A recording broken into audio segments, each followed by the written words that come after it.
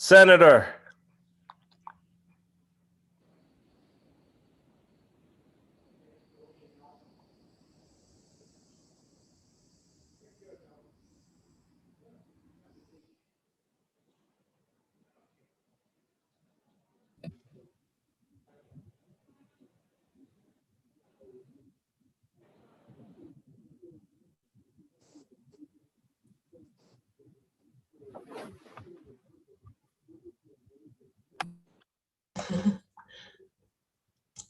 I hear you, Commissioner Gilzine. So you're coming through.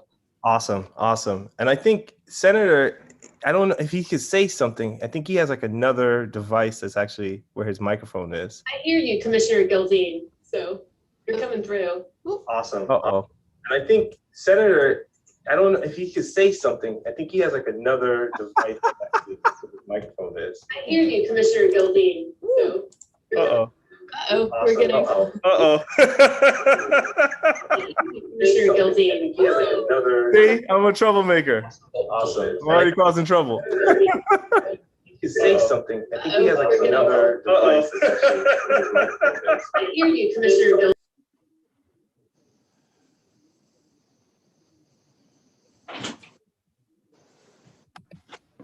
It's all Senator Grant's fault.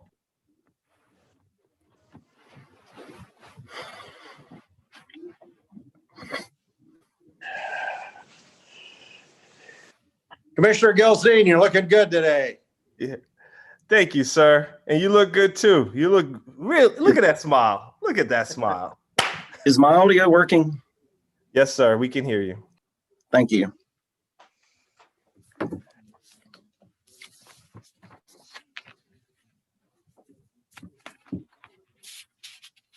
So is it perfect weather where you are? Yes. It's almost perfect. It's the springtime and it's in Central Florida and it's got to be perfect, right? Absolutely. When you have Mickey Mouse and Harry Potter and Shamu, you can't go wrong. Yeah. We got the Mullet Festival up here. And it's got nothing to do with hair. Nothing to do with hair. One year I got to come up there and check it out. Absolutely. We'll teach you how to throw a mullet and eat one. Okay. Okay. I'll take you up on that offer. All right. Well, it's miserable and raining up here, and I'm just I'm feeling envious of your good situation. Well, I'll continue. Yeah, you should never be envious. You're in the great state of Florida. It's always That's true. There it That's is. true. That's true. So I see our chairwoman, but she's on mute. I just unmuted myself. There she So, goes. yeah, so y'all are in for the duration of suffering my voice. Well, this time you have the disadvantage of both seeing and hearing me. It is always a pleasure to do both, sir. Thank you.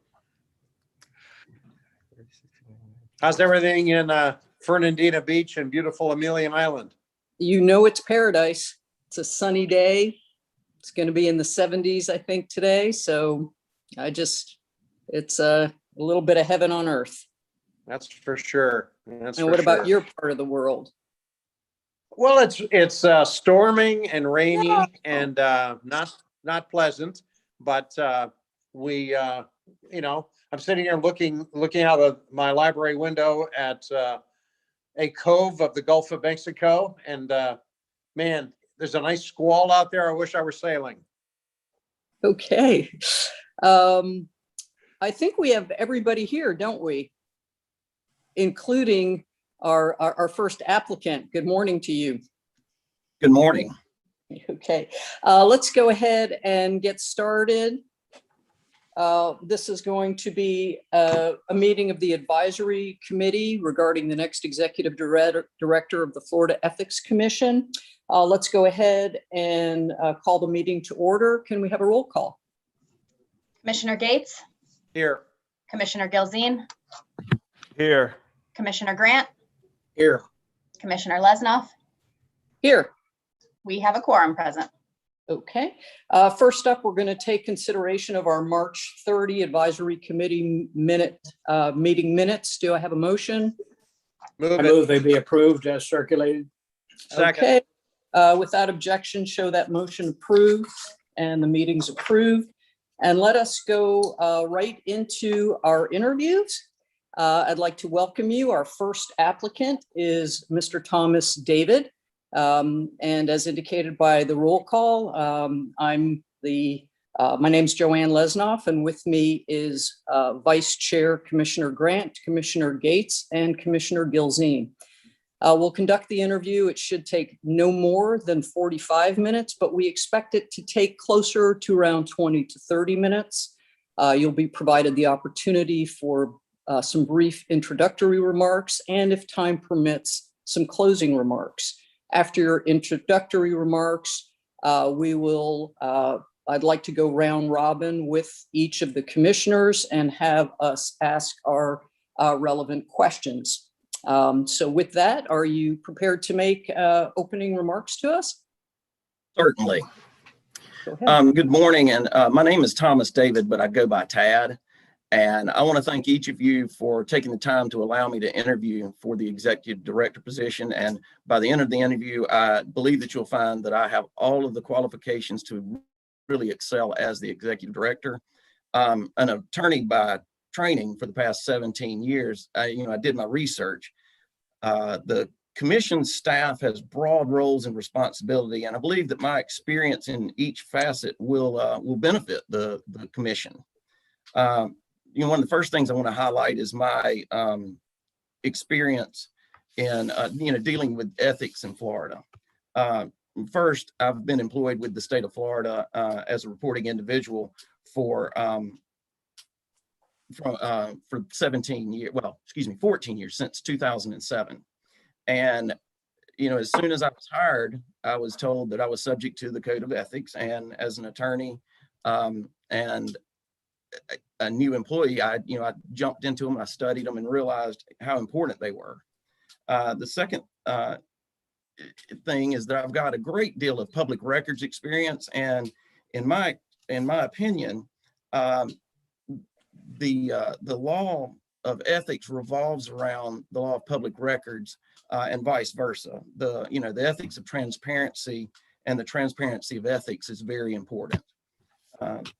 The third thing I want to say is that while I was general counsel in the office of the state in the state courts administrator, I had to understand, apply, and give advice on the code of judicial conduct and the code of ethics, the state code of ethics. Probably, once a week or more, I was presented with questions or situations that implicated the Florida Code of Ethics for officers, employees. Plus, my office staffed the Judicial Ethics Advisory Committee, including administrative responsibilities of issuing its advisory opinions. The other thing in my experience that I think is important to this position is my board work.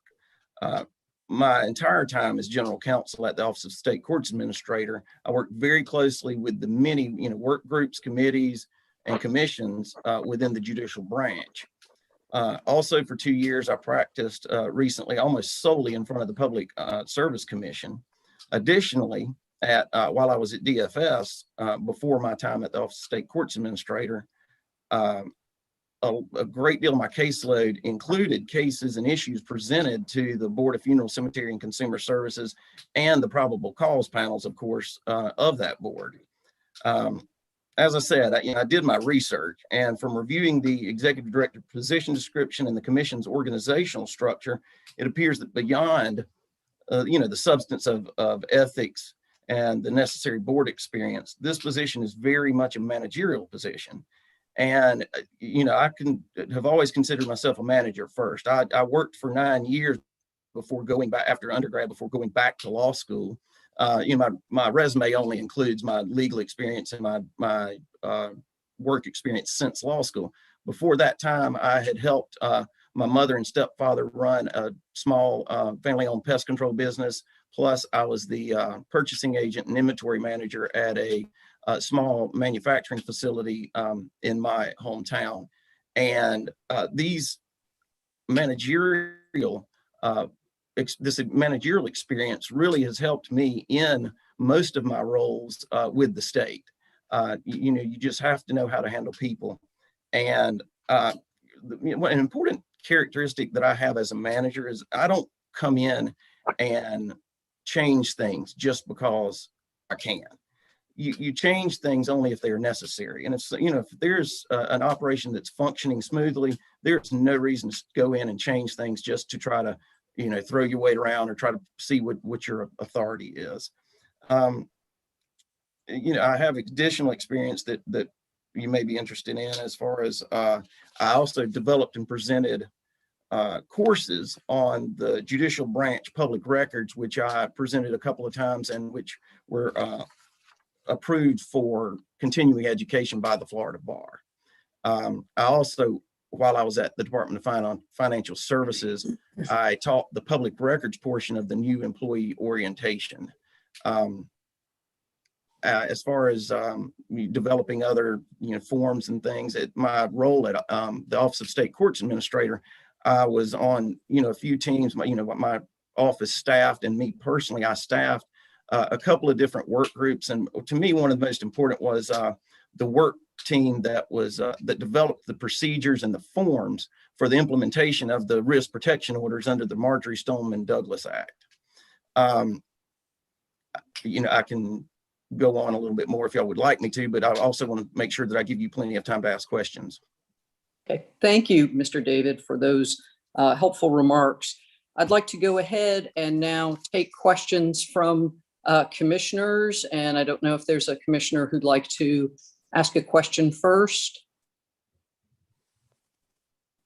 Sure. Well, I have one question. I'm looking here on another computer screen at your application, and I note that you have references. I don't know who they are or what they do. One says Reverend, so I assume that's a pastor. But why did you not include letters of recommendation with your application? Frankly, I did not see on there where letters of recommendation were accepted. I saw that the references were, and so I included those references. I certainly, and certainly if it's part of the vetting process, I can get probably numerous letters of references. I included those three people. One of them is a private practice attorney who I went to law school with and I've been associated with for almost 20 years. And the other person beyond the pastor is he is the executive director of the Judicial Qualifications Commission, and I worked with him at the Office of State Courts Administrator. And certainly I can get letters of recommendation if that's desired as part of the vetting process. Would another commissioner have a question for this applicant? Madam Chair, I would like to jump in if that's okay. Absolutely. Sir, if Yes. awarded this opportunity, tell us what your 30-day, 60-day, 90-day plan would be. The 30-day plan would be to, really just, to be honest, would be to just learn and observe. You have to be able to see the interpersonal relationships that are there, that exist. Certainly if there's an issue that's presented, you take care of it, but really 30 days in, someone who comes into a position like this really needs to be aware of what's going on, to be aware of what works, what doesn't, if there is an issue. And that first 30 days, really probably, as I said, would not be trying to change things a lot. It would be trying to make sure that that we continued the excellent reputation of the Commission on Ethics. As far as 60 days goes, then at that point, what I learned in the first 30 days, I would start developing and exploring and maybe having some real meetings and work groups to maybe vet out potential changes or potential tweaks to the system.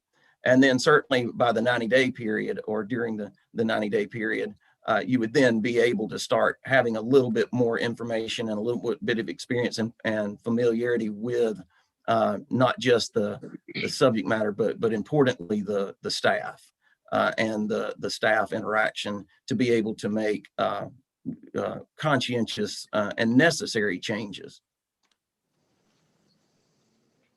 Thank you. I have an additional question. You gave an opening statement about your experience with ethics laws, and I would ask you maybe to give us a little more. What do you understand about the Florida government structure, state and local government, various agencies? I think there are 570 of them or something like that, and how they work together, because whoever's in this position has to have a good understanding of state and local government, particularly in Florida. And secondly, most of what you outlined was assisting people in how to file reports, and that's very commendable. But that's only one small part of the work of this commission. The major work that we do is to deal with complaints that are filed. And it is ultimately the executive director's responsibility to recommend whether we proceed, and then we go to an investigation of probable cause, et cetera. How much experience do you have in those areas? Well, while I was general counsel, a lot of times these questions would come to my desk. I mean, people would have, they weren't technically complaints, but they were questions. Of course, because if someone had an actual complaint under Part 3, Chapter 112, Part 3, that it would have gone, of course, to the commission. But there were questions about application of the Code of Ethics, and I had to answer questions regarding not just under 112, but like the resign to run statutes that implicate ethics and things like that to an extent, and also the gifts, benefits, the remuneration and things like that, making sure that employees, because of course, you know, as like I said, as an attorney for the state, we all have to file our Form 1s. We're all considered and lumped under, there's a little bit more scrutiny as far as that goes, because we do represent and deal with that. And so as far as accepting, not being, of course, being able to accept any gifts or anything, just making sure that people understood where the lines were. And most importantly, one of my things as far as advising people, certainly ahead of time, was you don't even walk up to the line. If you have to ask the question, then that may give you your answer there. Also, I on a couple of different occasions had to implement or deal with the whistleblower and investigations and things under the whistleblower statute. And so I've got that experience as far as the ethics goes. As far as understanding the structure and interaction between local as far as municipalities, counties, then through the state government and its various agencies and the structure, I have done a good bit of research on the authority and the division of authority between and among those entities. I'm not sure if that answers the question, but if you've got a more specific one, I certainly will continue to answer. Well, and what you're saying, I gather you have not had a lot of experience with following and coordinating complaints through the process, through the filing, through the determination of probable cause, through the actual hearing on that. That's a major part of the responsibilities of the executive director. And as I understand what you said, you have not had any of that kind of experience.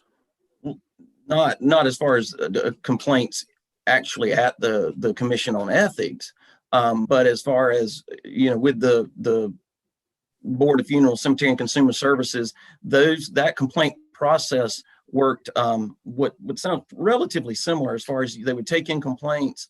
Now, I of course was not making the determination of sufficiency or insufficiency, but I would get the file, and then we would take that in front of a probable cause panel. And so I of course understand the steps of complaint may or may not be sufficient, and then probable cause may or may not be probable cause, and then from that point taking it to the quasi-judicial board that makes the determination in the end.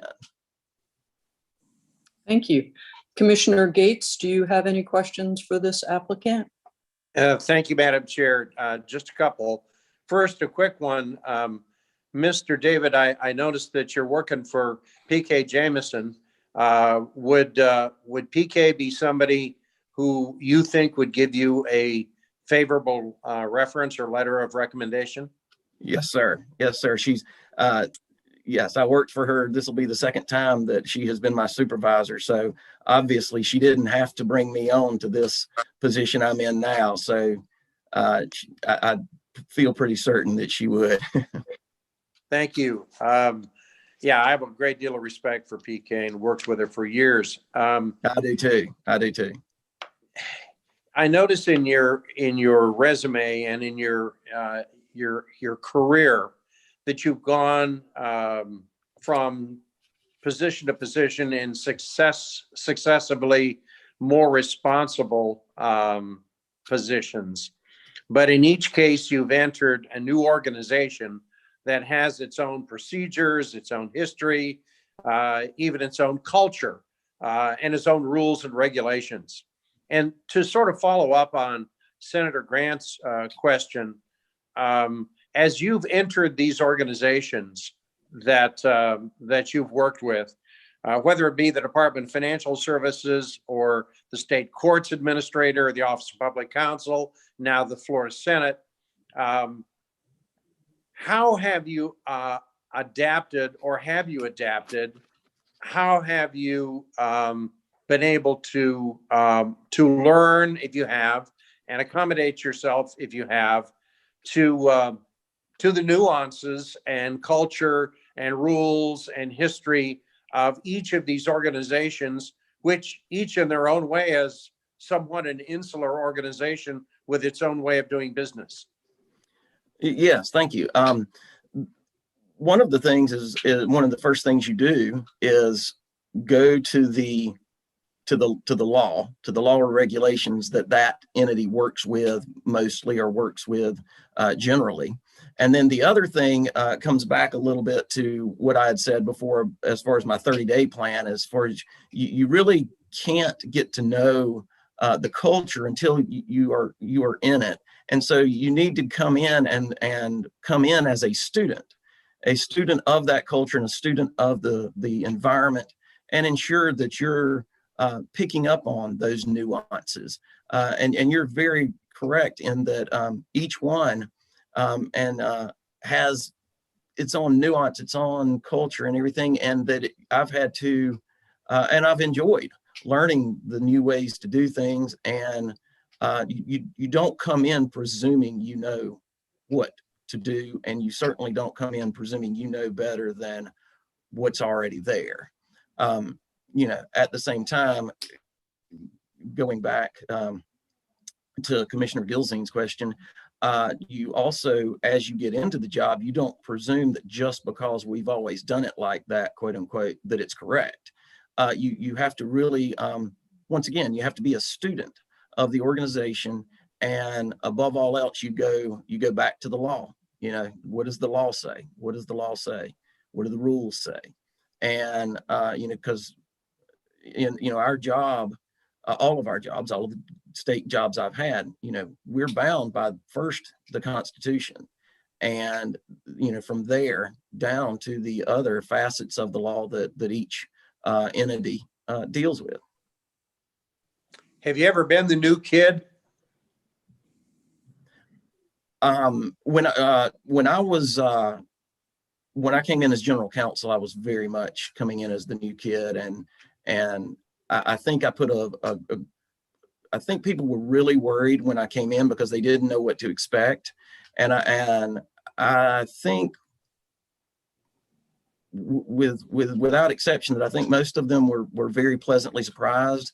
And as far as recommendations go, one of the best recommendations I think I can have is that I have had unsolicited compliments from people that have worked for me, that have said how much they enjoy working for me and how they like my management style and how I, really, I get what I expect out of people, but also I don't expect any more out of the people working for me than I expect out of myself. Thank you. Thank you, Madam Chair. Thank you. I had some questions, but fortunately, Commissioner Gates, Gilzine, and Grant covered most of them. One that I had remaining relates to your comments regarding your management experience. And I wanted to know your philosophy or approach with respect to motivating staff to produce at their greatest level of efficacy, at their highest level. What type of management style do you employ? First of all, you've got to be willing to produce at your best. You've got to be a good example, first and foremost. A manager who is not diligent, a manager who is not doesn't work hard, is not going to get the most out of the people who work for them. And so that's the first thing, is you've got to be a good example. The other thing is coming back once again to listening. You've got varying people, and there's 20, 22, 23 people in the various divisions at the commission, and each one of these people are a different person, and each one of them may be motivated differently. And so you really, once again, have to listen. You have to pay attention. You have to see what needs to be done, and stress most of all, here's what our goal is. Here's what I expect, and communicate clearly. And once you communicate clearly, pay attention to people and figure out what motivates them. And it's not going to be the same for everyone. And it's just, once again, becoming a student of the culture, environment, and of the individuals, and being able to take what motivates people and get the most out of them. Okay, and if that approach is unsuccessful and you find that some folks are not reaching the potential that they should, or are not performing their duties, what are the steps that you next take? Well, you first, of course, want to have and this comes with being an approachable manager. You want to have a conversation with the person. Let them know you're not reaching expectations, and ask them if there are problems, what's going on. Once you do that, then just the graduated discipline. Start off with just maybe a discussion, and then come to a more firm discussion with maybe a written letter to their file or something, and then escalate from there if necessary. And it's very rare that someone has to be terminated as part of discipline for something like that. I think most people really want to do their best, and you just need to find out what they need to do it. But sometimes you've got to have frank conversations and uncomfortable conversations, and you just have to be able to do that with a good attitude. And that comes back also to being a good example. If you've been a good example, then you can really hold people accountable, and they will take you seriously. Okay. The last question I have is similar to the issue that Commissioner Gates approached. I looked at your history and particularly noticed when you went to the state courts administrator's office, not only did you come into a new environment, but you had to come in as a boss in an area where your subordinates most likely knew a lot more about the intricacies of the operation than you did. So what were the specific strategies you utilized to ensure that you were able to gain the information you needed, were able to assert yourself as a supervisor without alienating or causing friction with your staff?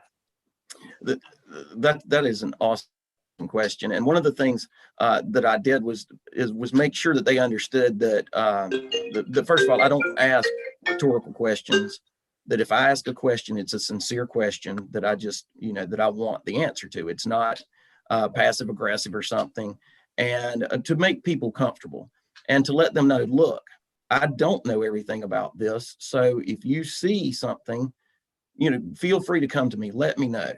We want to have it in and amongst ourselves, but at the same time, and part of that also goes to not storming in, acting like you do know everything, and make people comfortable teaching you through what they're doing, and being able to follow through with that with the people that were there. And it was not just my subordinates that coming in there. There were a lot of people who didn't report to me who I needed. And I needed to ask them questions. And so I went to individuals and had early on, went to individuals and had conversations with them and say, look, explain to me exactly what your section does, exactly what goes on here and here. And learned that and told people, look, I've got an open door and an open phone. I answer my own phone at my desk.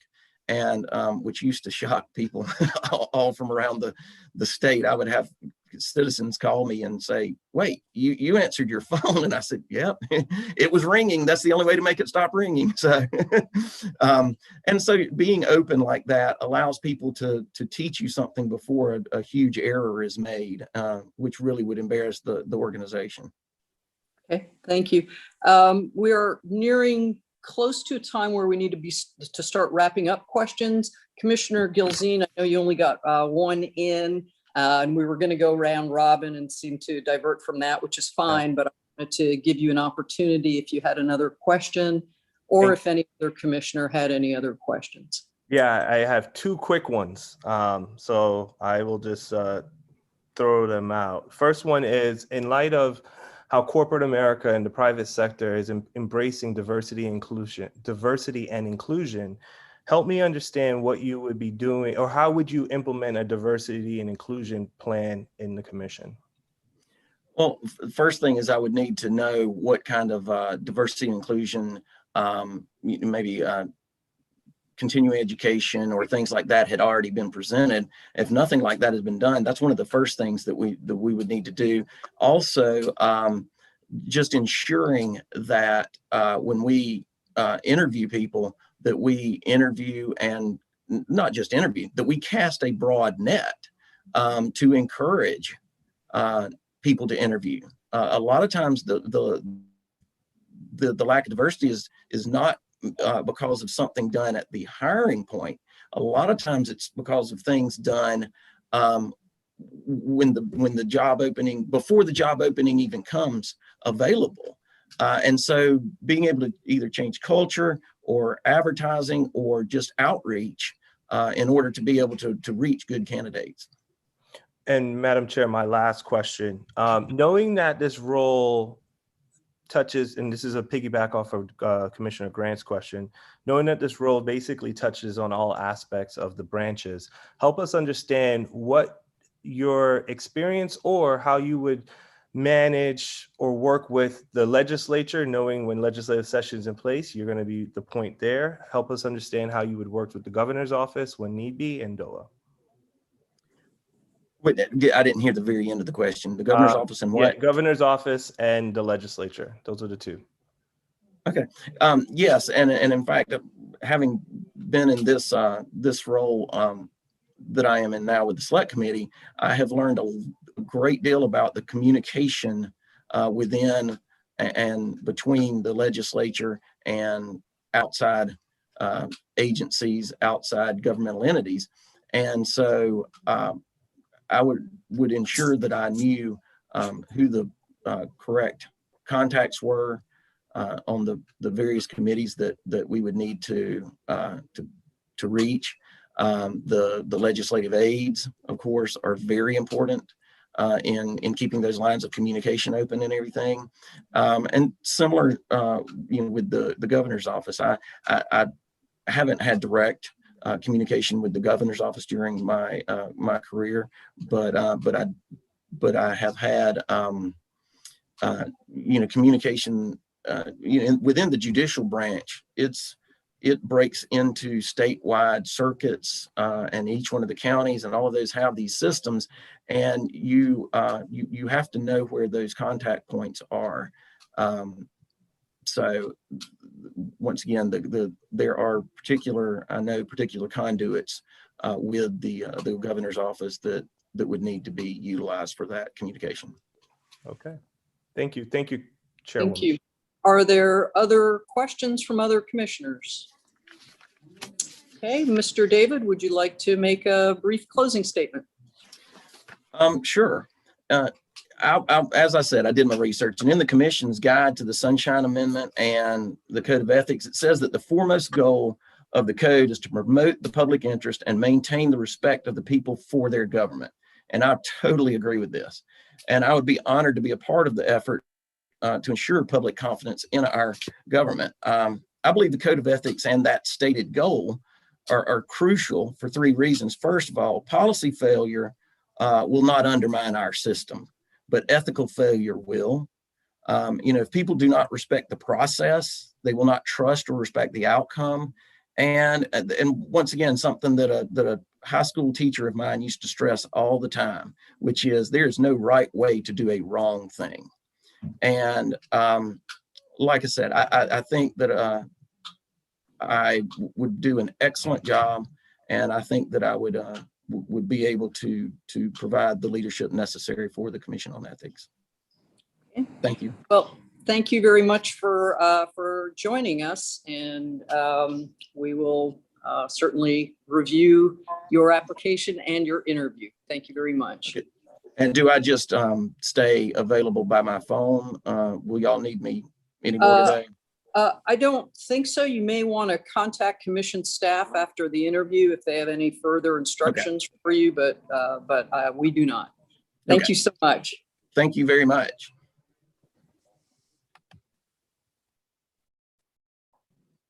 Okay, I believe we've got 15 minutes till our next interview, and we can take some time to review this applicant that we just interviewed. Any thoughts, observations, comments? Madam Chair, Yes. before we get into that, I was looking at the attendees and I see one of our colleagues is in the attendees. So I just wanted Oh, to, okay. we just recognize him. He probably can't be seen, but I see Commissioner Carvajal is on joining us. I just wanted to Okay. see if we can Well, recognize. welcome, Commissioner. He is a sitting member of the commission. If he would like to join viewing, I don't know if it's appropriate for him to be part of the advisory committee, but we'd certainly love to see him if he wants to be seen. Okay. Okay. Madam Chair, I have a yes. question, just Yes. a technical question. Senator Grant asked the last applicant about letters of reference, and I Yes. just wanted to be sure as we look at the other applicants, was there a requirement or a request that letters of reference be supplied at this point? No, and at least in my experience in hiring, and I've done a lot of it over the years, that those are typically upon request. So although it's great if people spontaneously submit them, they are not a requirement of this application process or most state government application processes, of which I'm very familiar with. So we can certainly, in looking at our timetable, we have a lot of time available to us if we want to explore selected applicants further and obtain letters of recommendation. We can certainly discuss that possibility. Thank you, ma'am. Any comments regarding the applicant? Well, one comment I would have, and it was why I asked, I think the same question 3 times, and he danced around it 3 times. The bottom line is his experience with ethics has been advising employees in various departments on how to file or so forth. But he did not seem to have any experience with the complaint process or the inner workings of the Ethics Commission. And to me, that is the most important qualification. Okay, I understand what you're saying, and I agree that the specific familiarity with our process I was lacking, and I would expect it to be lacking, given that he has never worked, for the commission or presented before it. However, I do think he had some experience with respect to complaints that was similar, though not identical. And that I do know from watching and being in large state government organizations, the degree of ethics questions that typically come before a general counsel, and I know they can be quite thorny. In the various state jobs I had, I often encountered folks and promptly directed them to go see the general counsel of the organization I was working with, because their little flag may have gone off. But I respect and agree with what you said regarding the specific experience. Any other commentary regarding this applicant? Madam Chair, I think Yes. the only way that anyone could have detailed hands-on experience with the complaint process and the Ethics Commission is if they already worked in the Ethics Commission. And because we decided to throw the net, to borrow the phrase, to applicants outside our own organization, by definition, every single one of the people outside the organization won't have detailed, intricate knowledge or even step-by-step knowledge of how we do business, because they've never been in the lodge. That being said, I thought that Mr. David, I thought he did better as the interview went on in explaining and relating what he has done in his career to the kinds of issues that, not the technical issues, but the issues of managing and administering and advising that are critical in a job like this. I wasn't blown away, candidly, but I felt that his experience did pertain to the kind of management and leadership that we want.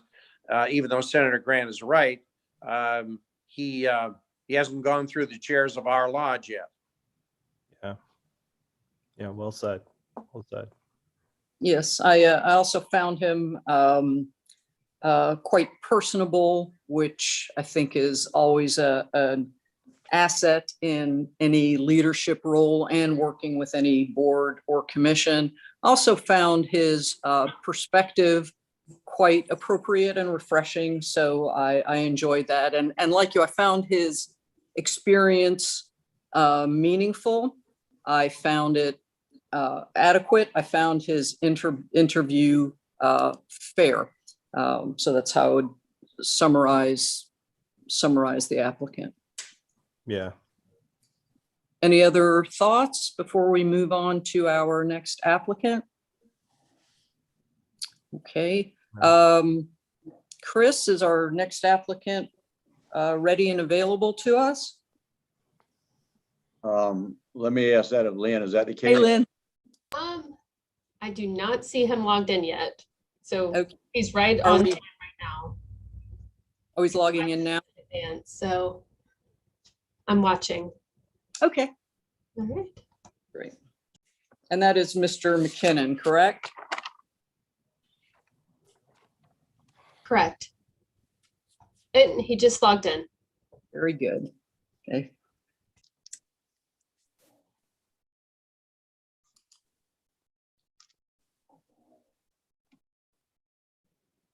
Hi, Mr. McKinnon. I think you're on mute.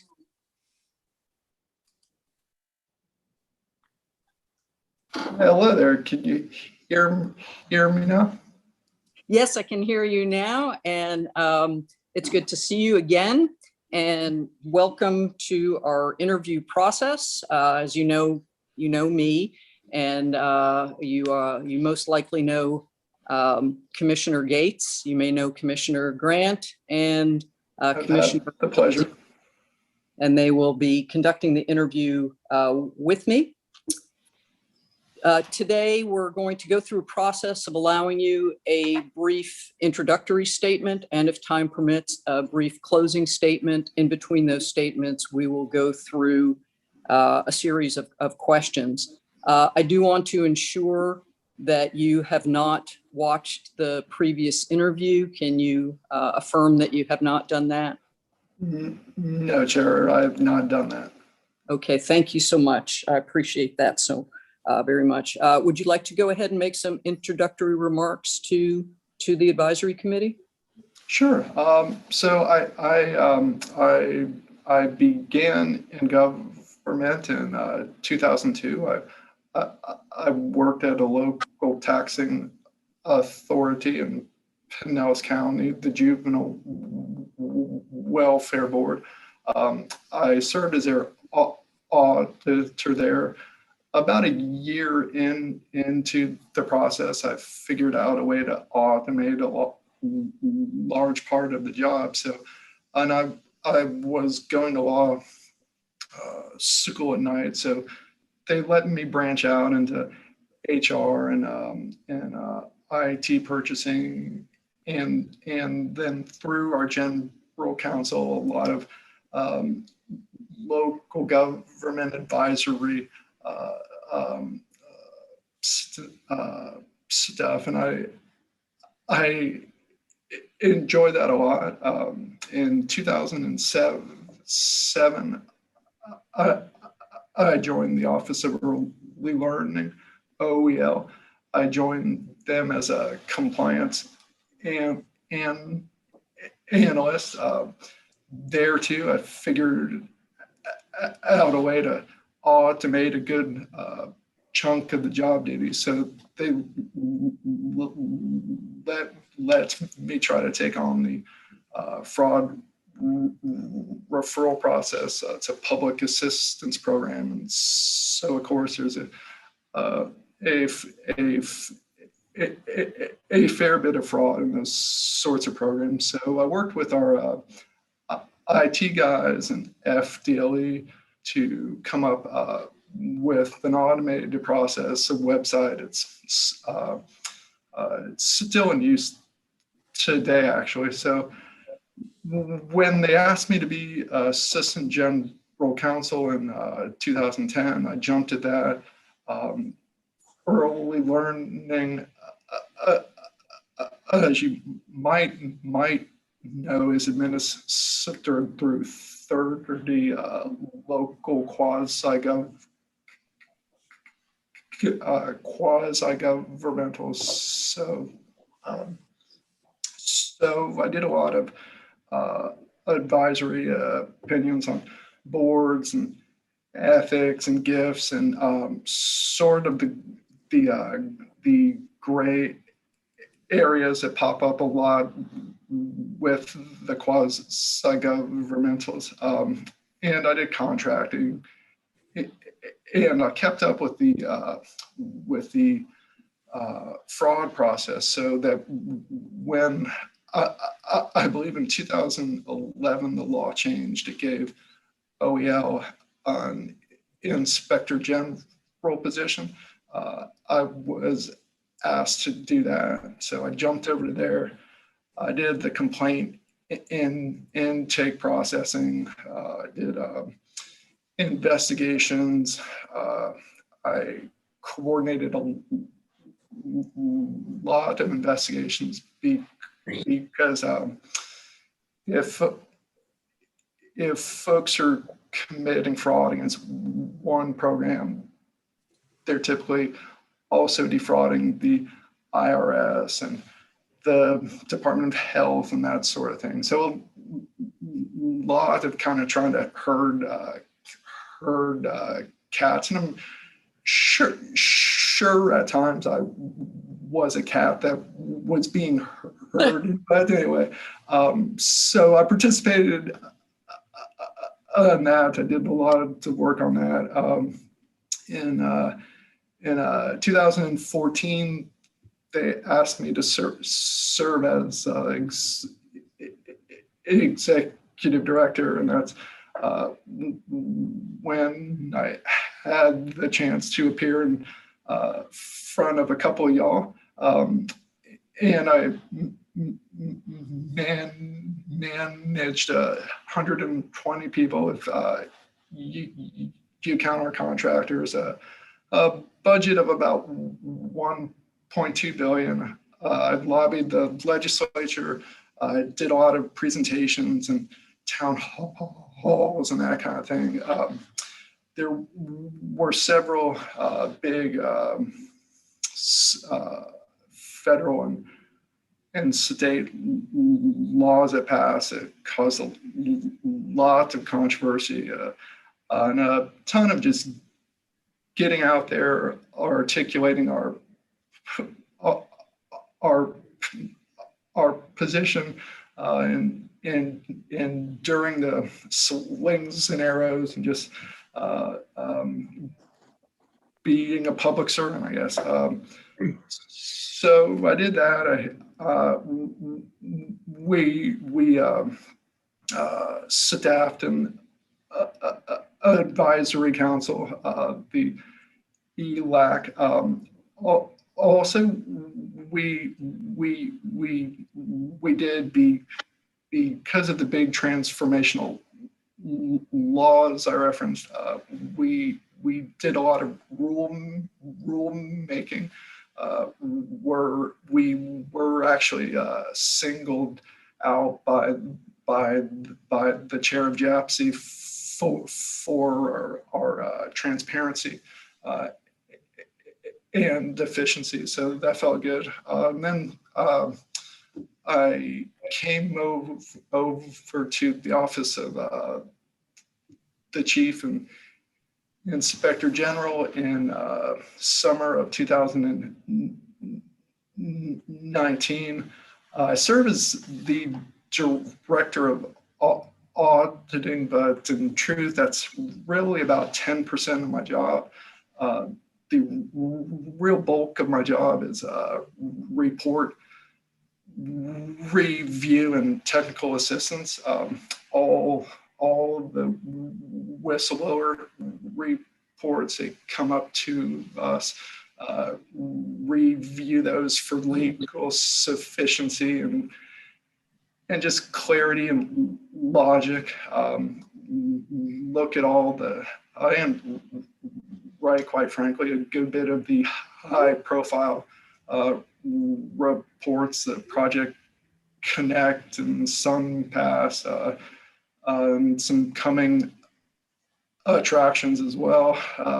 So I do that.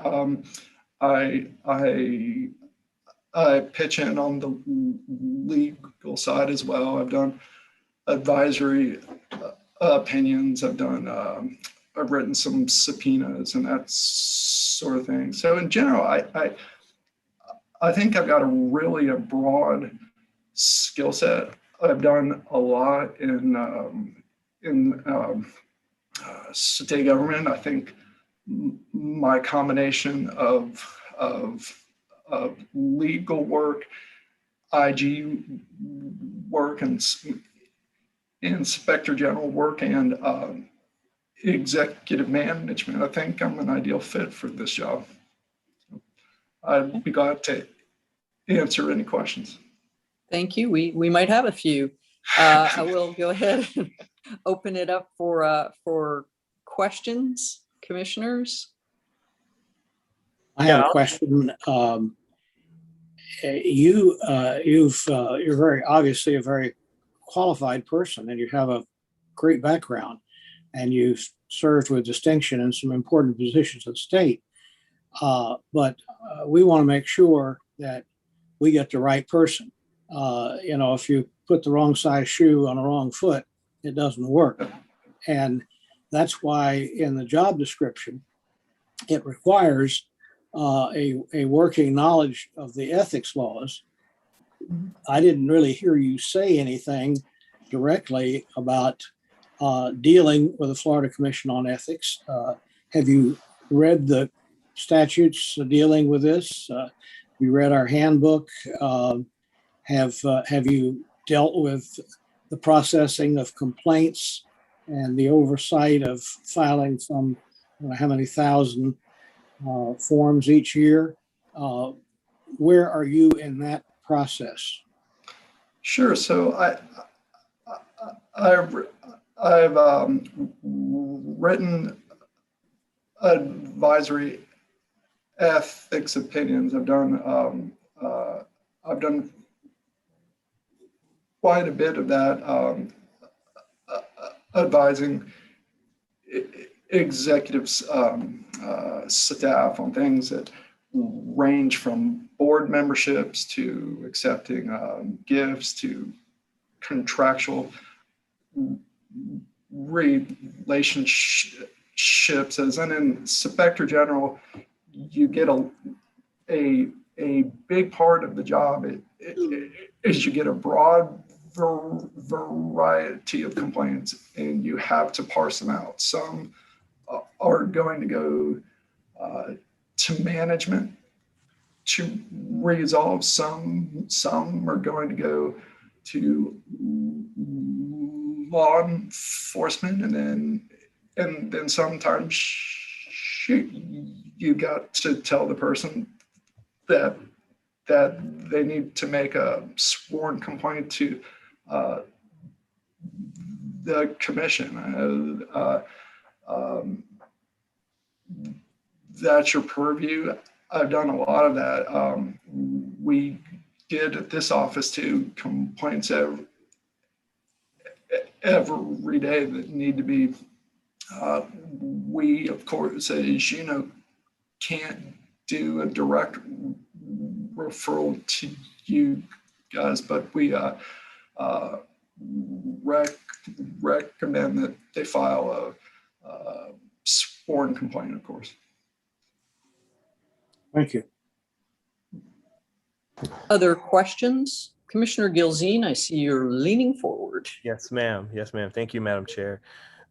So if awarded this opportunity, explain your 30, 60, 90-day plan. Oh, sure. The first thing is I would like to meet individually with the commissioners to see the issues that you find pressing. Then talk to executive staff and see what their issues, their ideas are. Talk to the stakeholders in the legislature. I'd like to talk to the complaint coordinator. I believe her name is Ms. Fulford, and see how that process goes. I'd like to talk to the two assistant attorney generals that prosecute the cases. And of course, I know that there's a couple of bills that are progressing that modifies Chapter 112 and catch up on those and incorporate those into our policies and procedures. And then I'd like to, I find a lot of value in see what the public complains about the most and read those. If it's appropriate, reach out to the complainant and find out what they perceive as the commission's shortcomings, and if they can be addressed, and try to address them, and if not, then try to articulate to them why they can't be addressed. And I just, throughout my career, I really felt it important to remember that we serve the public, that they're our employers, and really to just be transparent. A lot of times folks will be angry at you just because they don't know. If you can articulate why things are the way that they are, explain to them how to fight you if they want to. I mean, that's fair. If you're right, you'll win. And if you're not right, you won't, and you'll have to change. I believe in a fair process and transparency on that front. Thank you. Madam Chair. Commissioner Gates. Thank you, ma'am.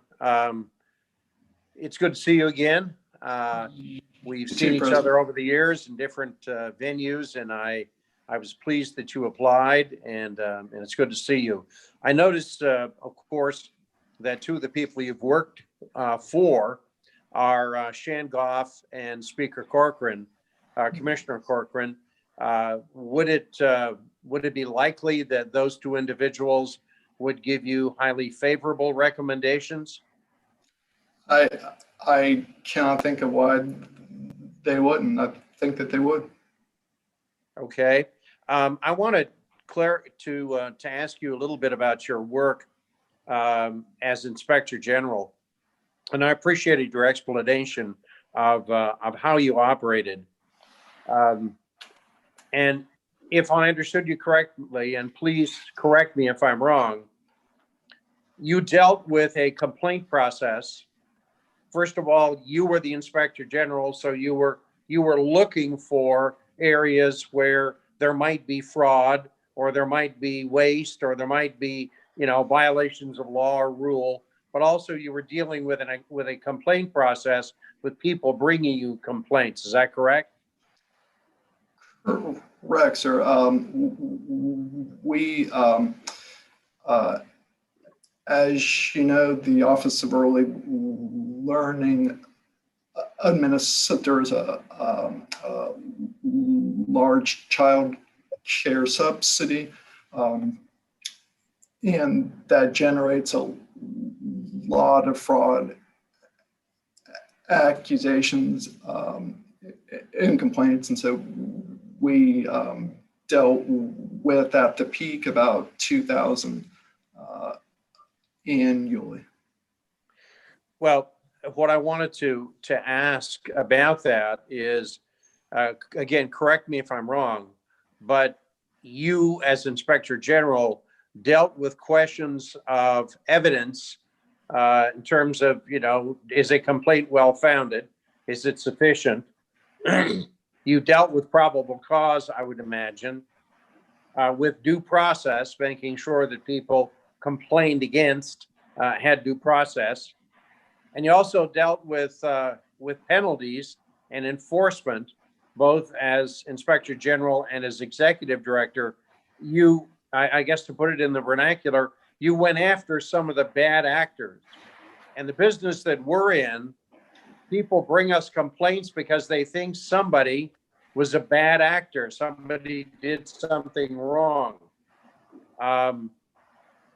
Have I correctly characterized your work in that regard? And do you believe that there's any parallel between what you did in the Office of Early Learning as Inspector General and Executive Director and what you might do with the Commission on Ethics, or what differences there might be that would lead you into new territory, uncharted territory for you? Yes, sir. I appreciate that question. So if I could just say, expound a bit on it, I actually built the process. I wrote the rule that actually created the due process right. So I did. I would get calls in. I received complaints about internal staff as well, but the bulk of it, as you say, were folks that were reporting suspected fraud. We would do a complaint intake process on similar to your process. If the allegations in the complaint are true, is this fraud? If not, reject it. If so, or dismiss it or close it. If not, then forward it along to the Division of Public Assistance Fraud, or in some cases, the local law enforcement.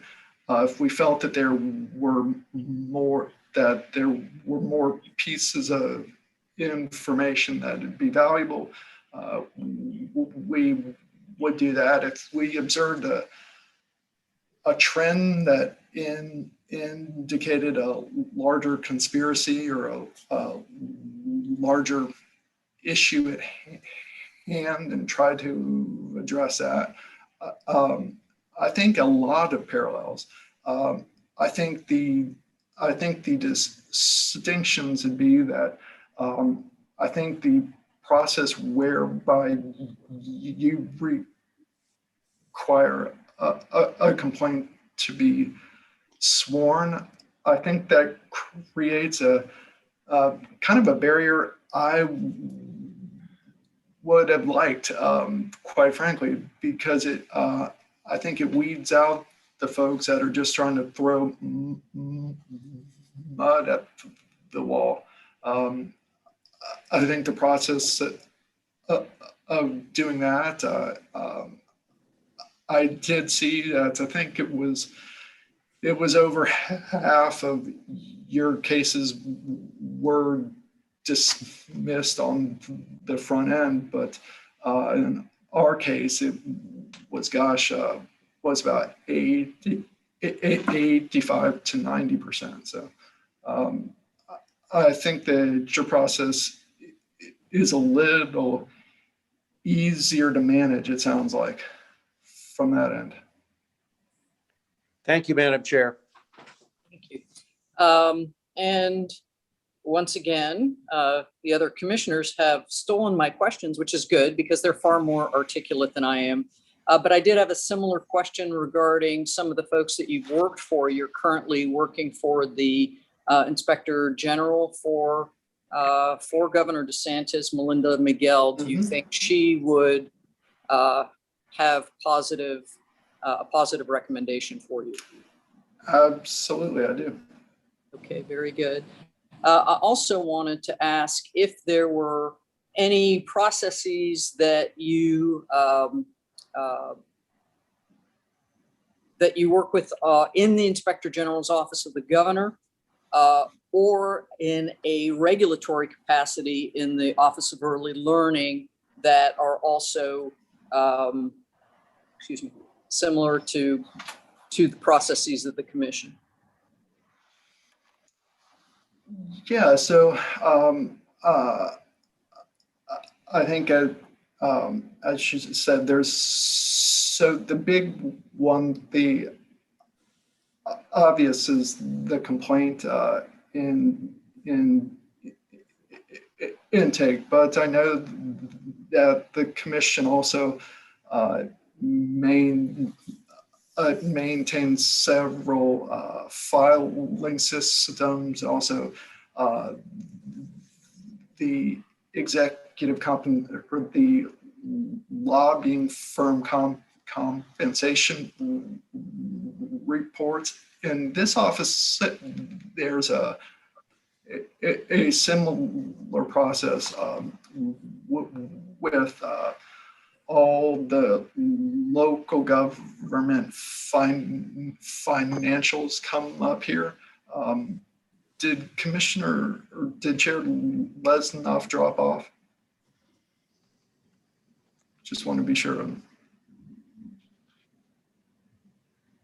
Yeah, it looks like she did drop off. We'll reach out to her. Okay, great. I can keep going if that's the wish, or I can hold off on it. What's your pleasure? Why don't you hold, if it's okay with the other members, Sure. why don't you hold for just a minute or two and let's get our chair back.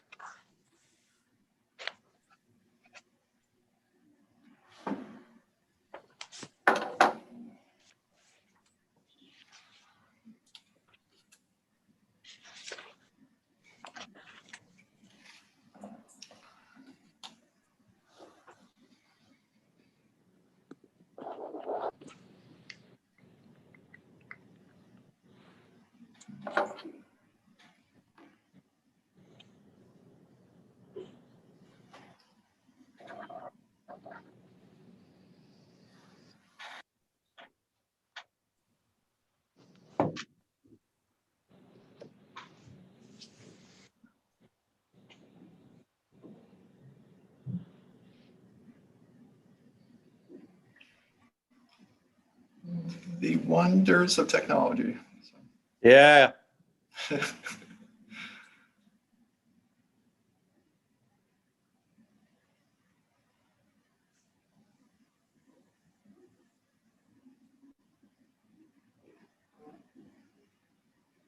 Her internet is down and she's attempting to connect through her cell phone. So if we could Okay, get I her got you. to do that. Sure.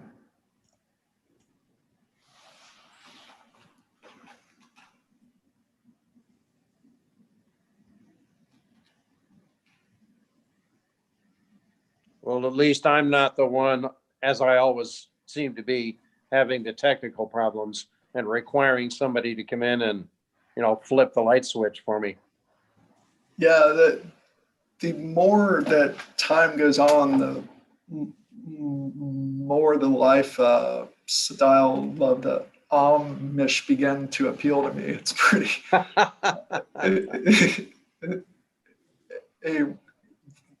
They're certainly on to something there in the simplicity, and I don't know. I admire them.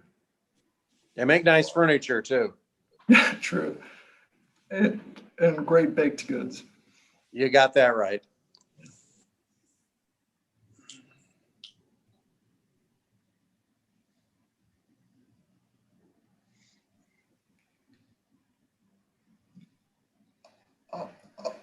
Aren't you originally from North Dakota, sir?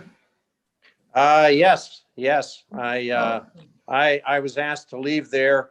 I think when I was in my early 20s. I worked in Williston for a good bit of time. So. Is that right? Up there, and well, now Williston Yes. is big oil country again. Right. At the time, it was pretty bare bones. I just researched, of all things, paddlefish. So it's a long. Wow. It's a long time ago, but yeah, I enjoyed it. You and I are the only two people on this call who've ever lived in North Dakota, and Probably. And we are probably the only two people within, 100 miles who can tell North Dakota stories. They send us out as missionaries.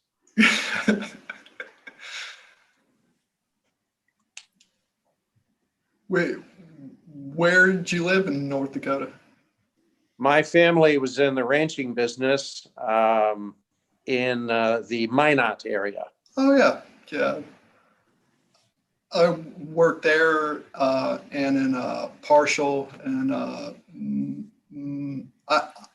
I pronounce it Makati, but I think they said it Makoti or something. But yeah, Oh, yeah. Yeah. I worked down there.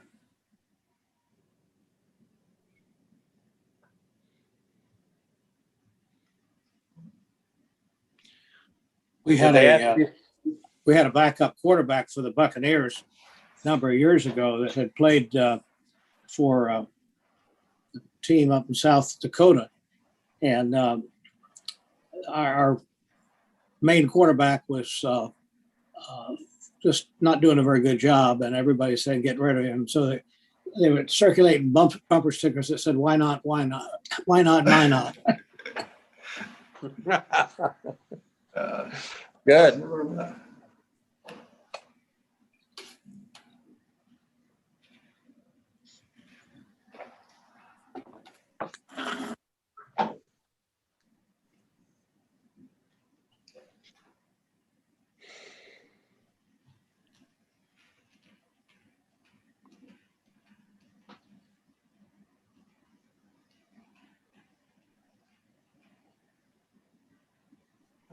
She dropped off again.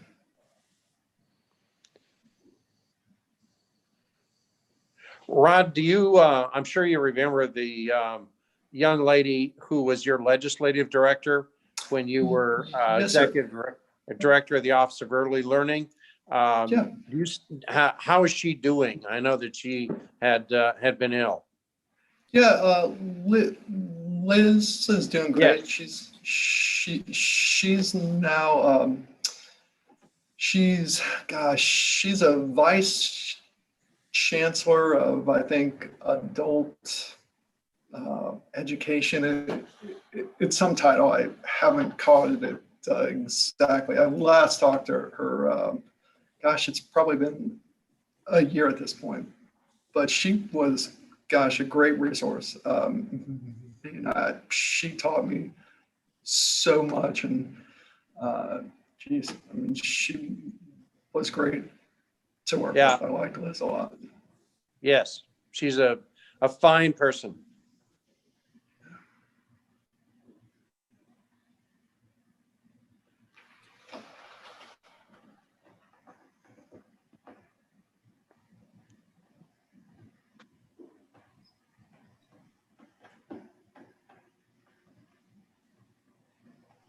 Well, I apologize for this, Rod. I'm because That's all right. our chair is always on top of Ah, there things. she is. There we go. Is our boss back?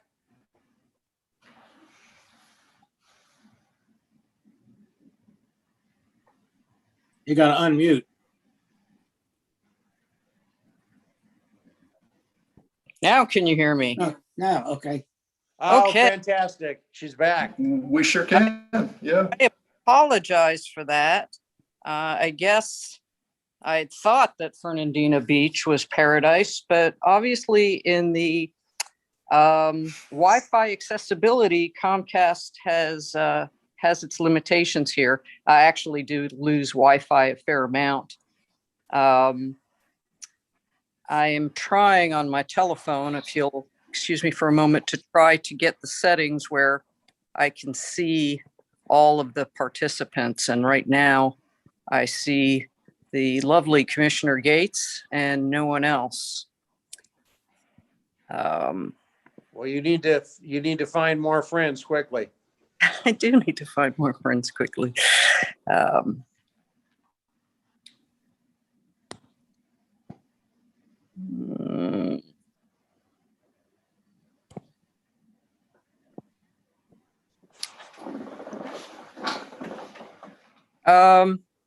Let's see if we can continue this way. I'm on my cell phone, so I don't know what type of capability it provides with respect to being able to see everyone at once. Okay, I think I'm getting somewhere. Aha. There we go. And now I think the only one I'm missing is Commissioner Gilzine. Oh, I see how this is going to have to work. I'm sadly going to have to scroll through a few screens to do this. And I do apologize. I think we left off, Rodney, you had explained how your other experiences, in addition to the Inspector General work that you did at the OEL, related to experiences at the Commission on Ethics. Another question I would like to ask, you talked about a lot of processes that you created, rules that you wrote, things that you had to implement. It's quite a variety of experiences, and you've shown a lot of innovation in the things that you've done. Can you tell me what your most significant work, challenge, or goal was that did not involve the creation of an IT system or something like that? And what steps you overtook to overcome the challenge or achieve the goal, and how you perceive your results?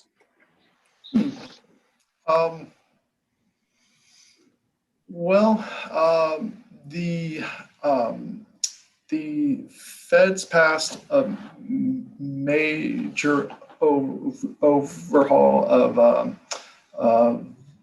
the subsidized child care program, and within a very short time frame, we had to basically rewrite all of our rules, try to get the legislature to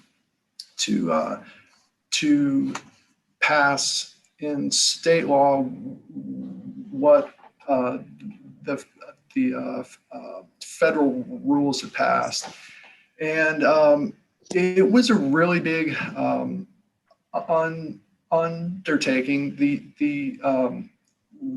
Really the key thing to it was just delegating it to the right people, the first thing, and getting the stakeholders involved as soon as possible. So we held a lot of town halls and conference calls and work groups to just try to get the provider community's input. We reached out to staff in the legislature a lot to say, is there a preference that you got for the way that we implement this now, so that come session, you're not passing a law that's going to change the way that we do things now. So it was a lot of moving parts, a real challenge, but we got it done. We got it done before the other big states, and I mean, I'm proud of the work that we did. So I think that's something that helps me a lot. Is I really don't have a big ego. If somebody has got a better idea than me, I'm not so stubborn or passionate that it's got to be my idea that wins. I'm pretty objective, and I'm not afraid to delegate. I just do check, of course. Okay, thank you. Are there, I've got a little bit discombobulated in the process here, so I don't know which commissioners have yet to ask questions or have other questions for you.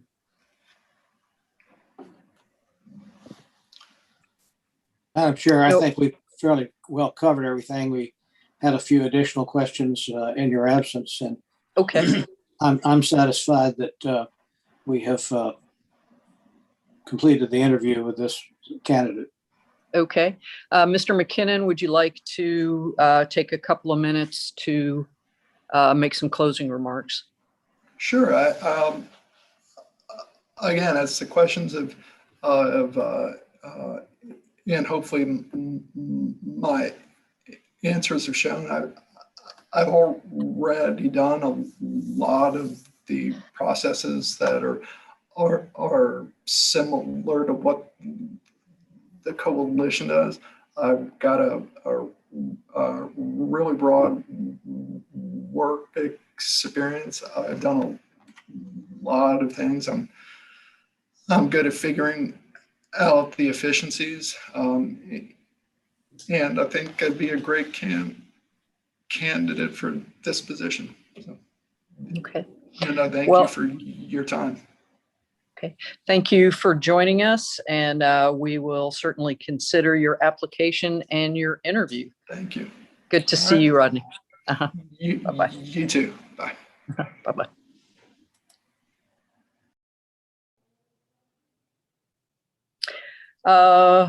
Very well. So we've completed that interview. I think we are still on time. We have several minutes to discuss this applicant. Any observations?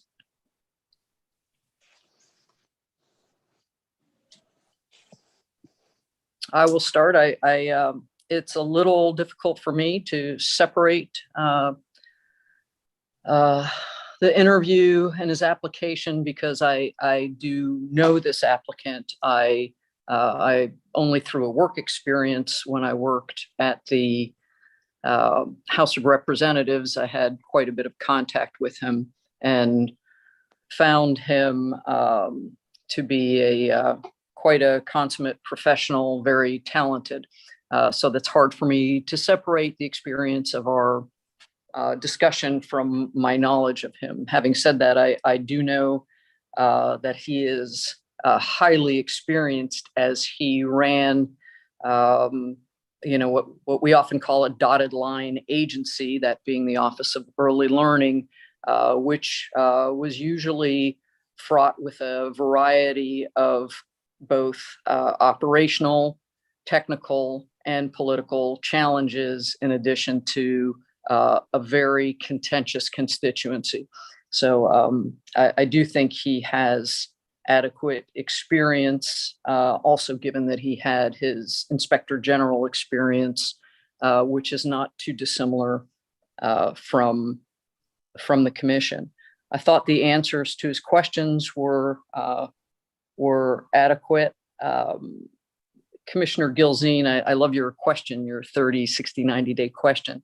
And although I don't think he completed answering you on that, I did like his approach to meet with first the commissioners, then the staff, then the advocates, then the other stakeholders, and sort of dig his way through to find out where the commission's doing well, where assistance was needed to gain that understanding. So I liked that, and those are my observations on Mr. McKinnon.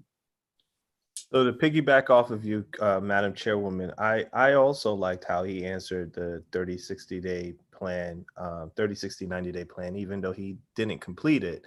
I just like the thought process of commission, staff, and then going from there as well.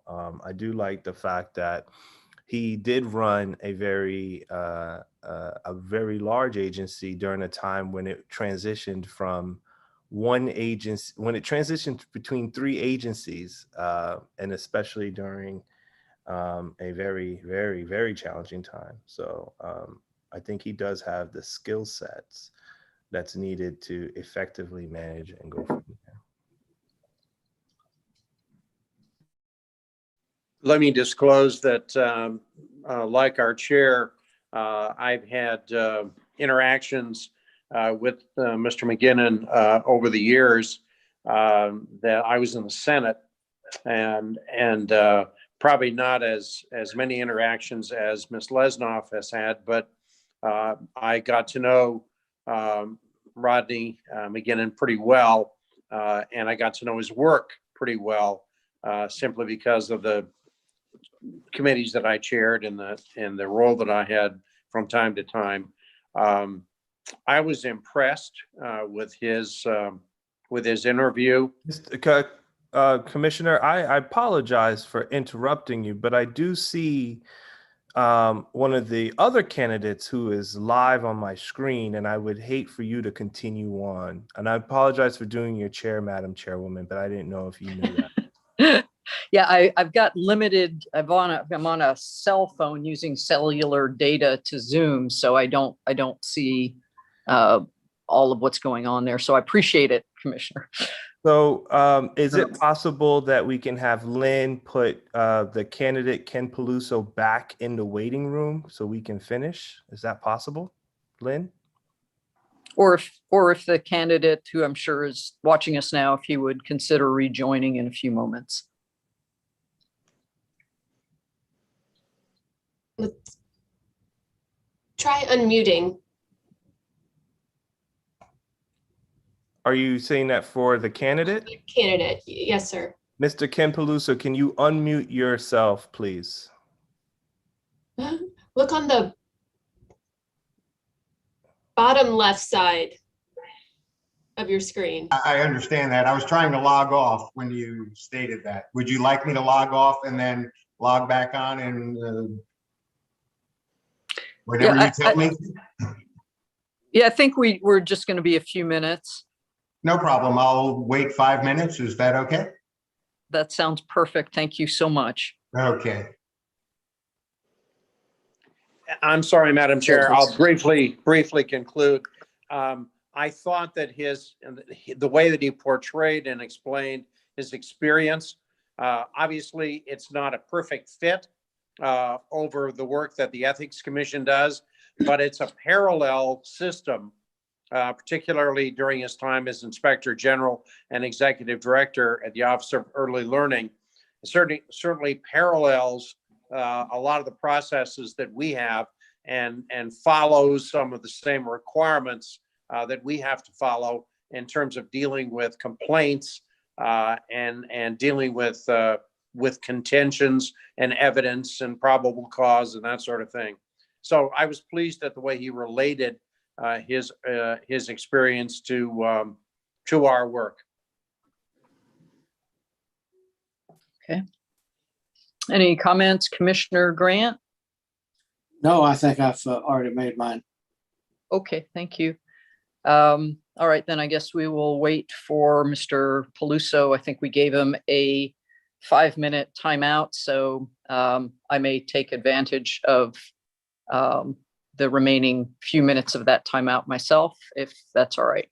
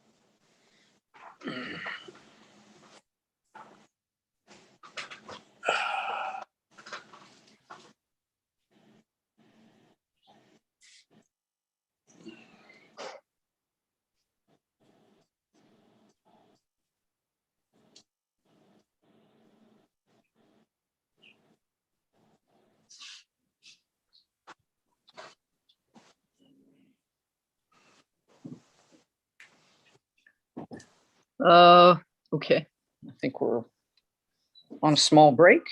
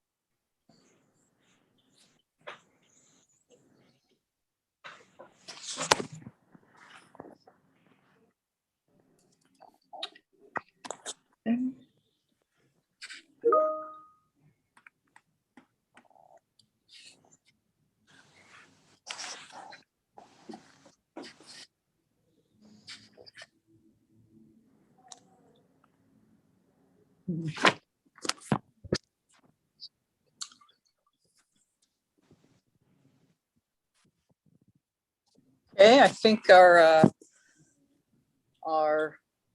next applicant is here. Are all the commissioners here? We're missing still- Don. Okay. Yes, we are here. Okay.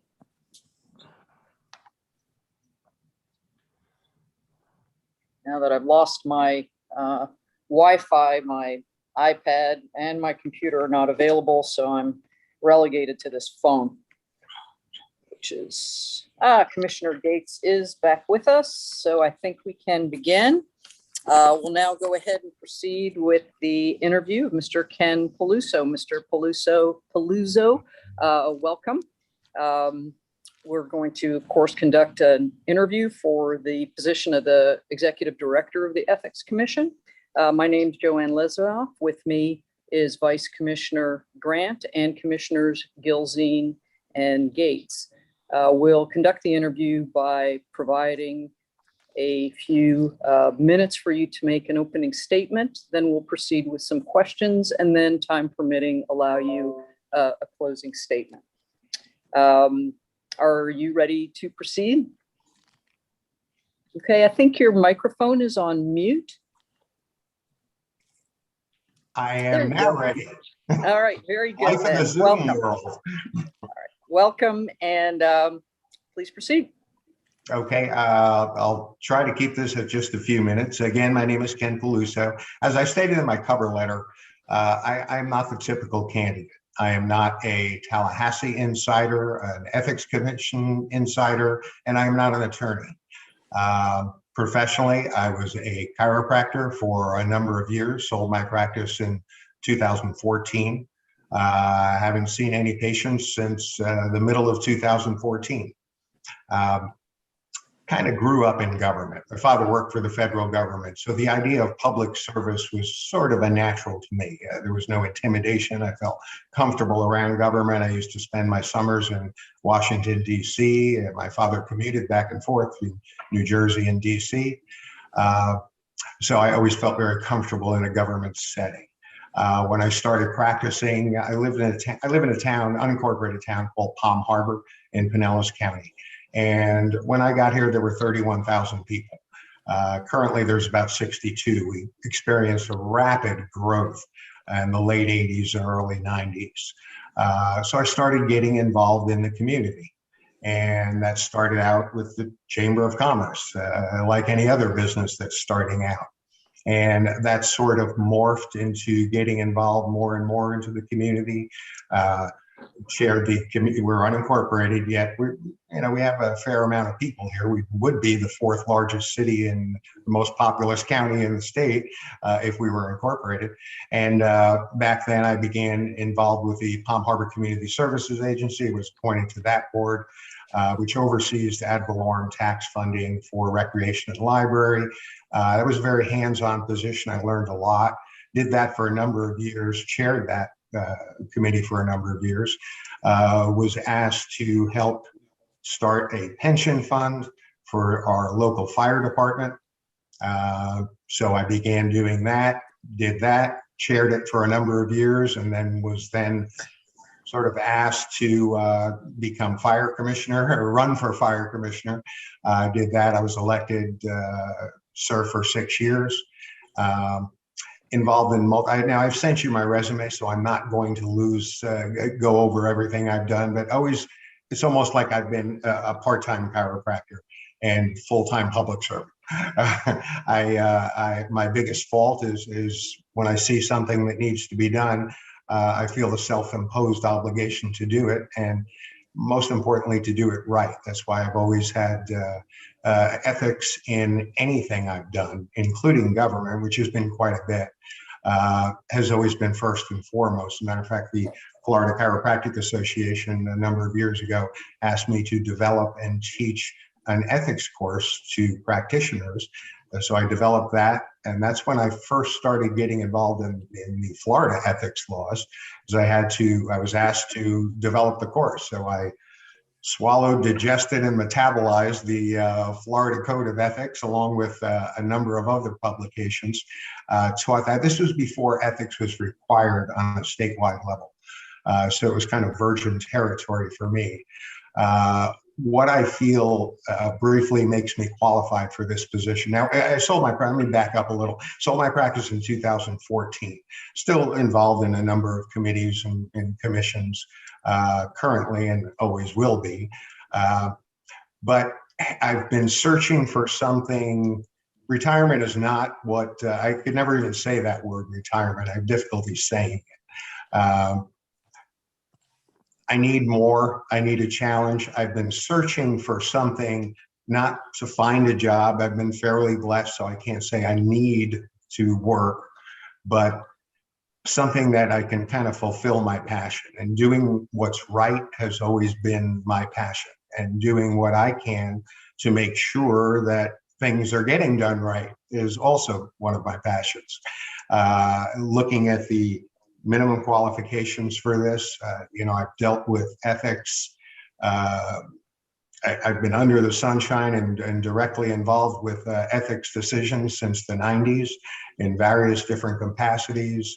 8 years as elected, early learning was 6 years, and community services agency was like 10 years. So I've been dealing with ethics and directly living that. And I think that's really needed in any position, but specifically with the Ethics Commission, because half of your complaints are really locally elected officials. Municipal employees, the biggest bulk, district elected officials, as well as municipal and county.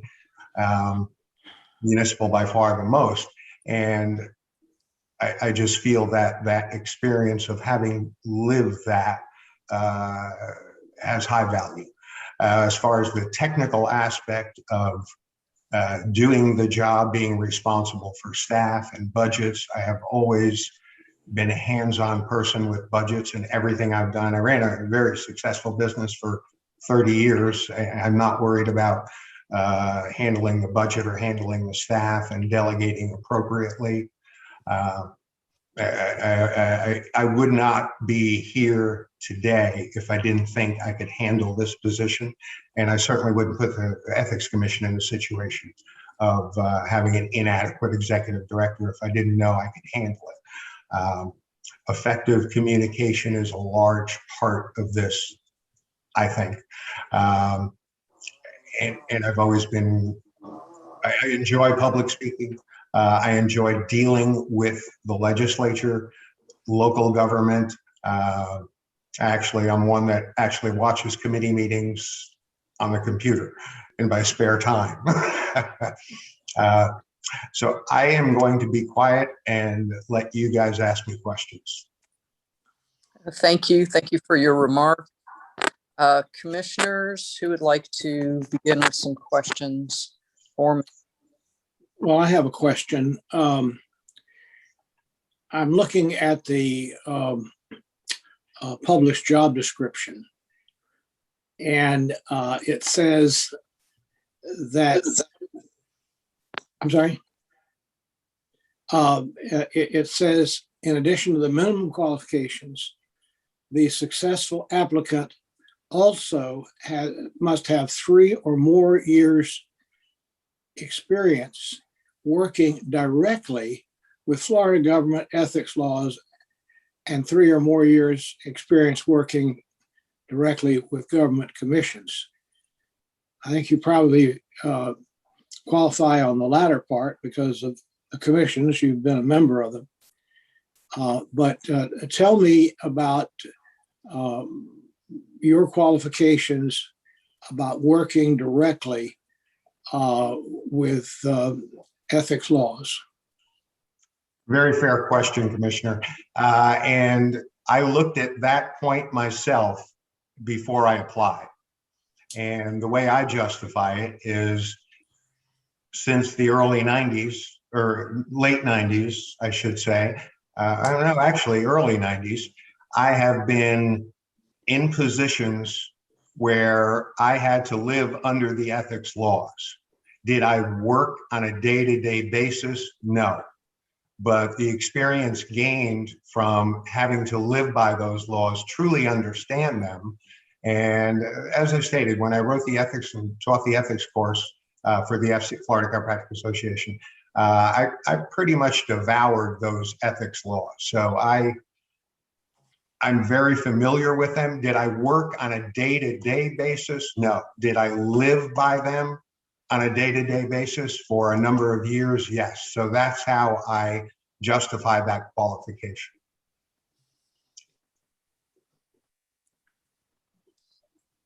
Other Okay. questions?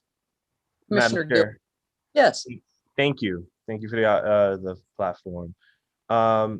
Sir, if awarded this opportunity, please explain to us what is your 30, 60, 90-day plan? 30 days, look at the budget. 60 days, meet with every employee. There's ballpark 25. Get a better understanding of exactly what they do, whose responsibility is for what. At the end of 90 days, I would hope I have enough information to be able to make any determination if any changes need to be made. More than likely, I would be relying on the current staff knowledge to a high degree initially. After 90 days, I have no anticipation of coming in making any changes. But after 90 days, I should have a pretty fair understanding if there needs to be any changes. Thank you. Other questions? Commissioner Gates, I can't see you on my screen, so I don't know if you have any questions. Commissioner Gates, you're on mute.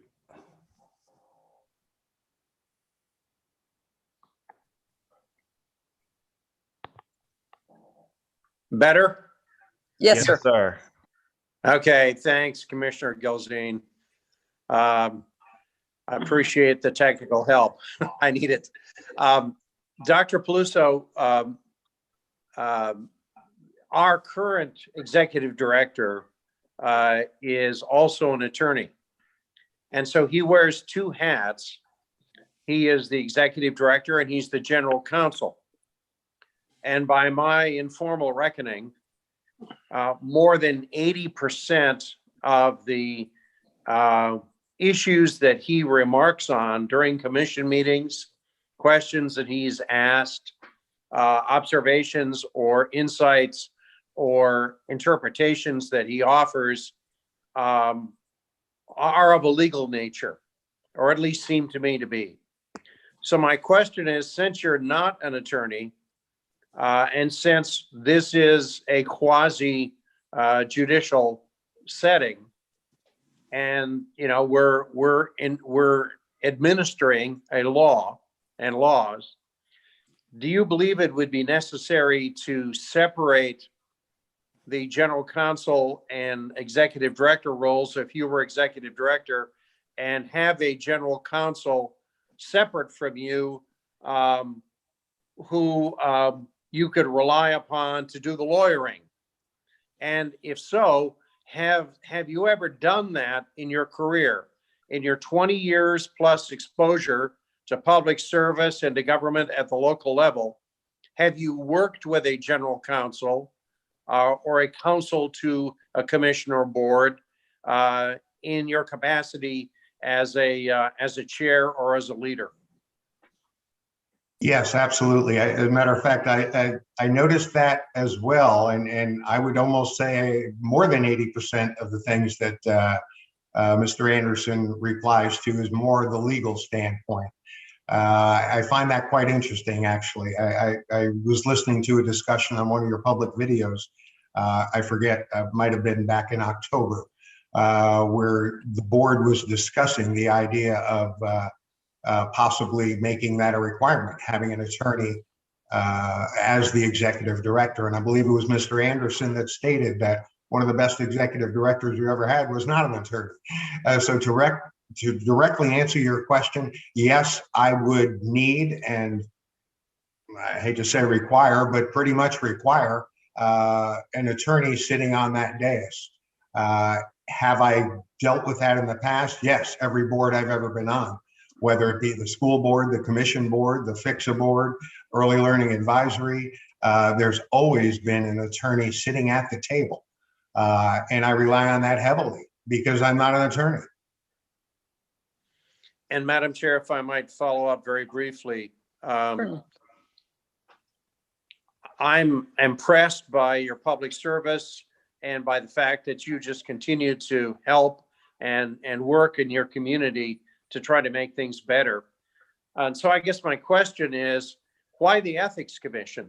There are fortunately many opportunities for someone as skillful and as committed as you are to public service, both appointed and elected, paid and unpaid.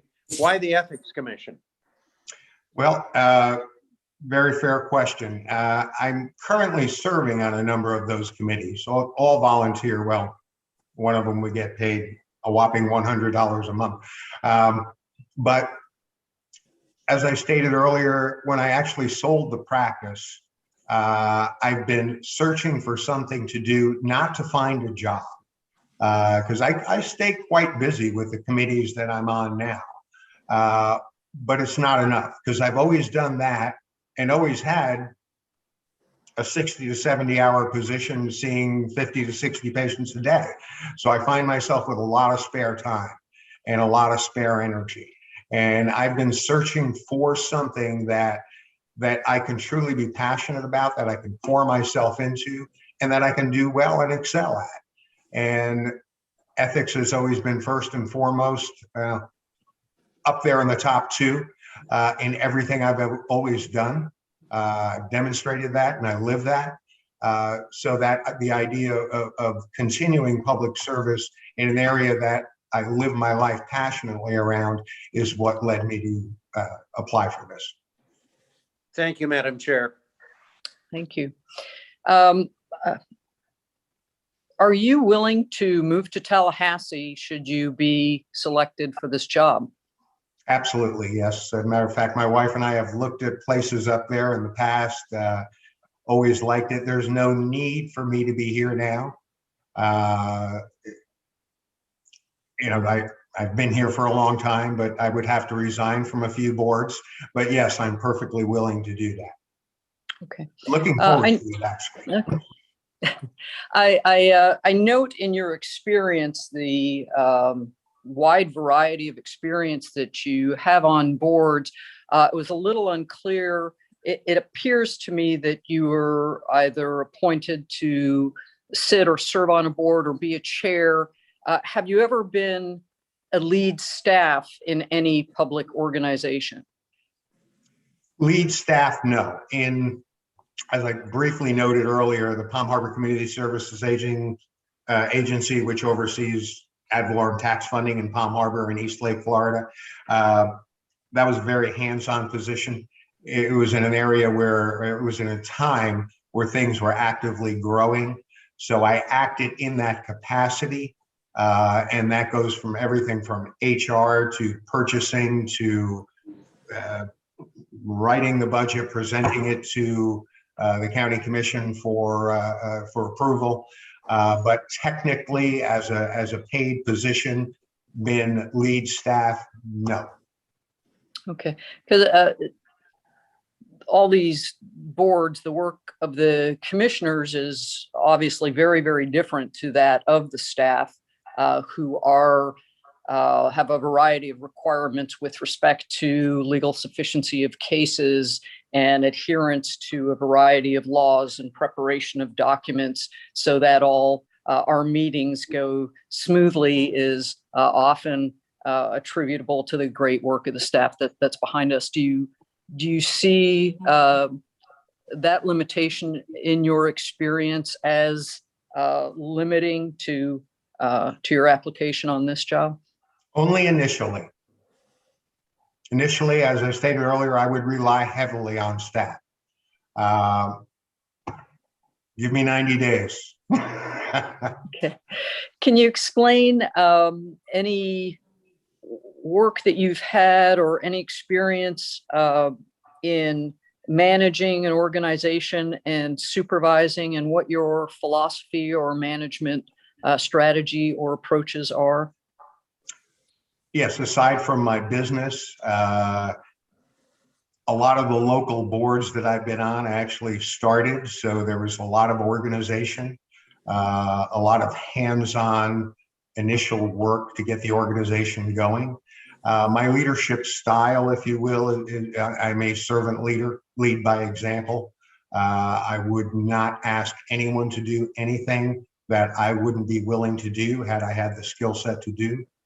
I'm not certain if that answers your question. It does.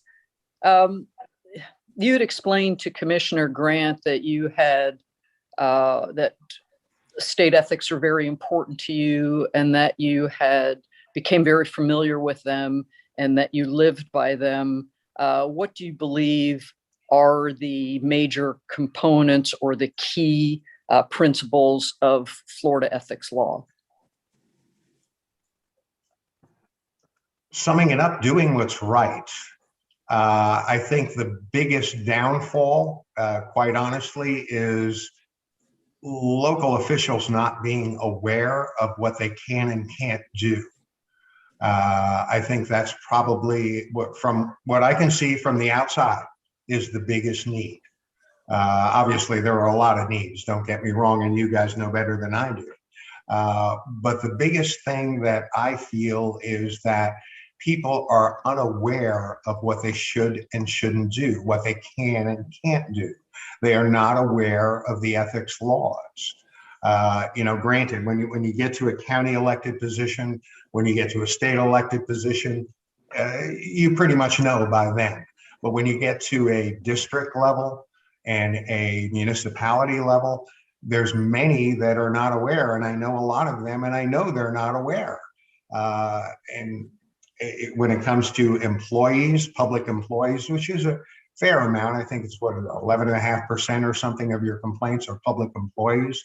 One of the boards I'm on now is basically the oversight of HR for Pinellas County, the Unified Personnel Board, and it's the appellate level of decisions made by HR.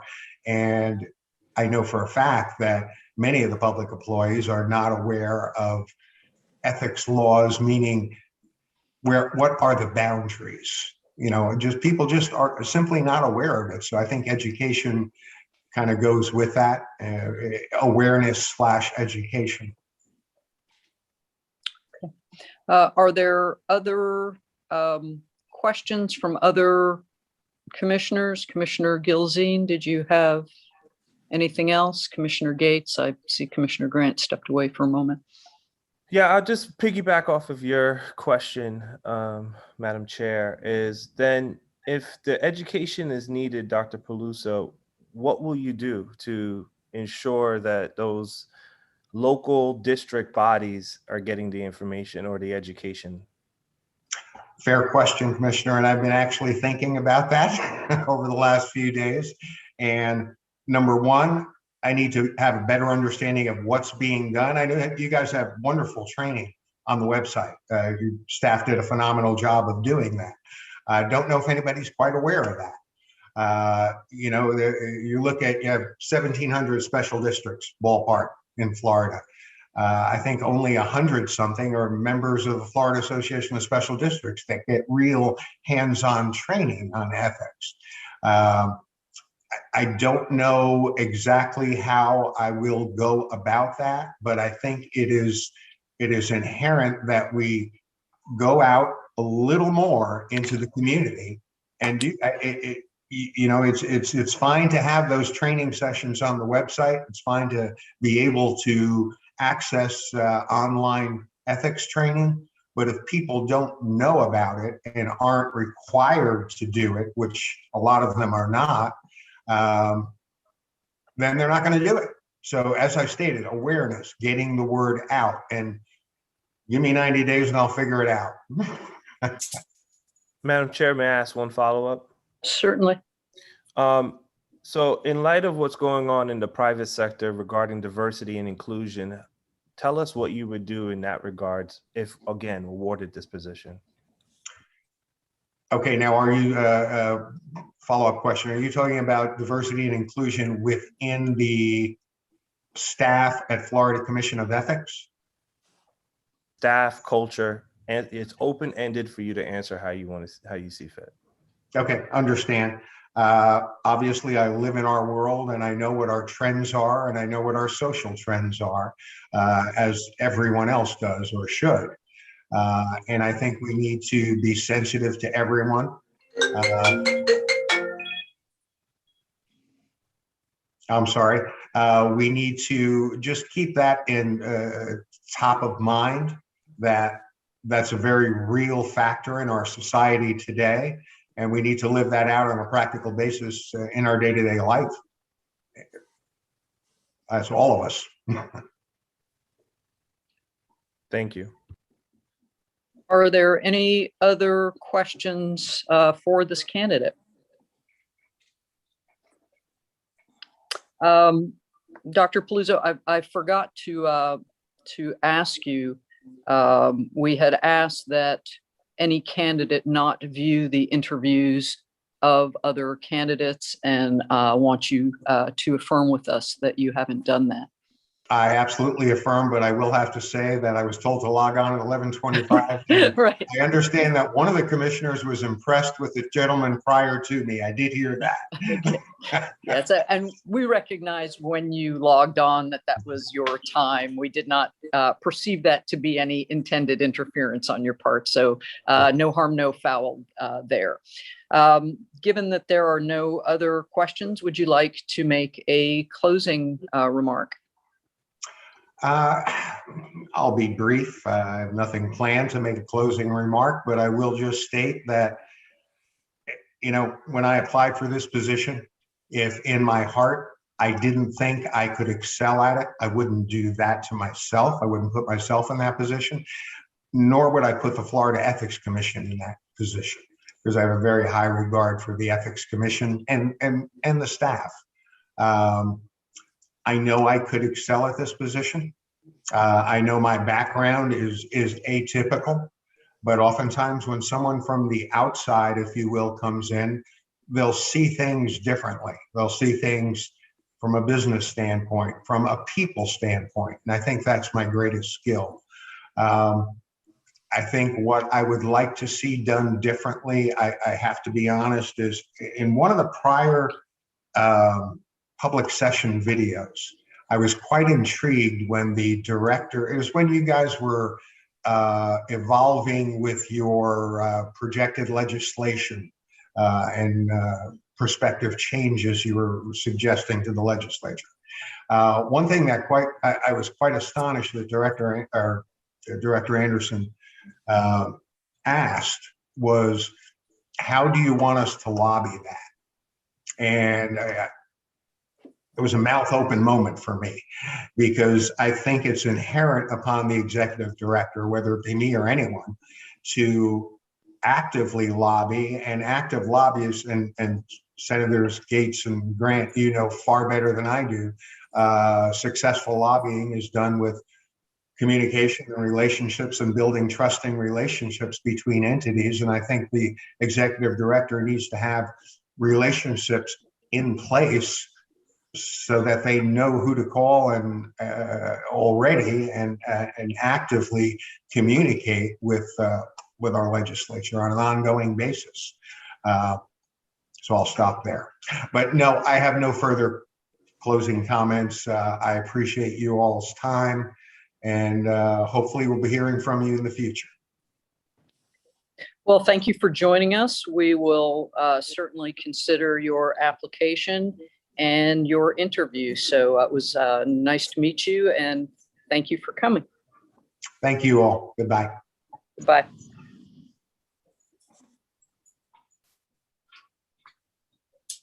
Okay. We amazingly continue to be on time. Any thoughts, observations regarding this applicant? Well, I was very impressed with him as a public servant, and I'm sure a good chiropractor, but he has a lot of skill sets, but he doesn't have the skill sets that we need in this position. And I thought he had a good interview, but it's, again, wrong size shoe to the wrong size foot. So I could not, I can speak highly of him, but not speak highly of him as a replacement for Chris.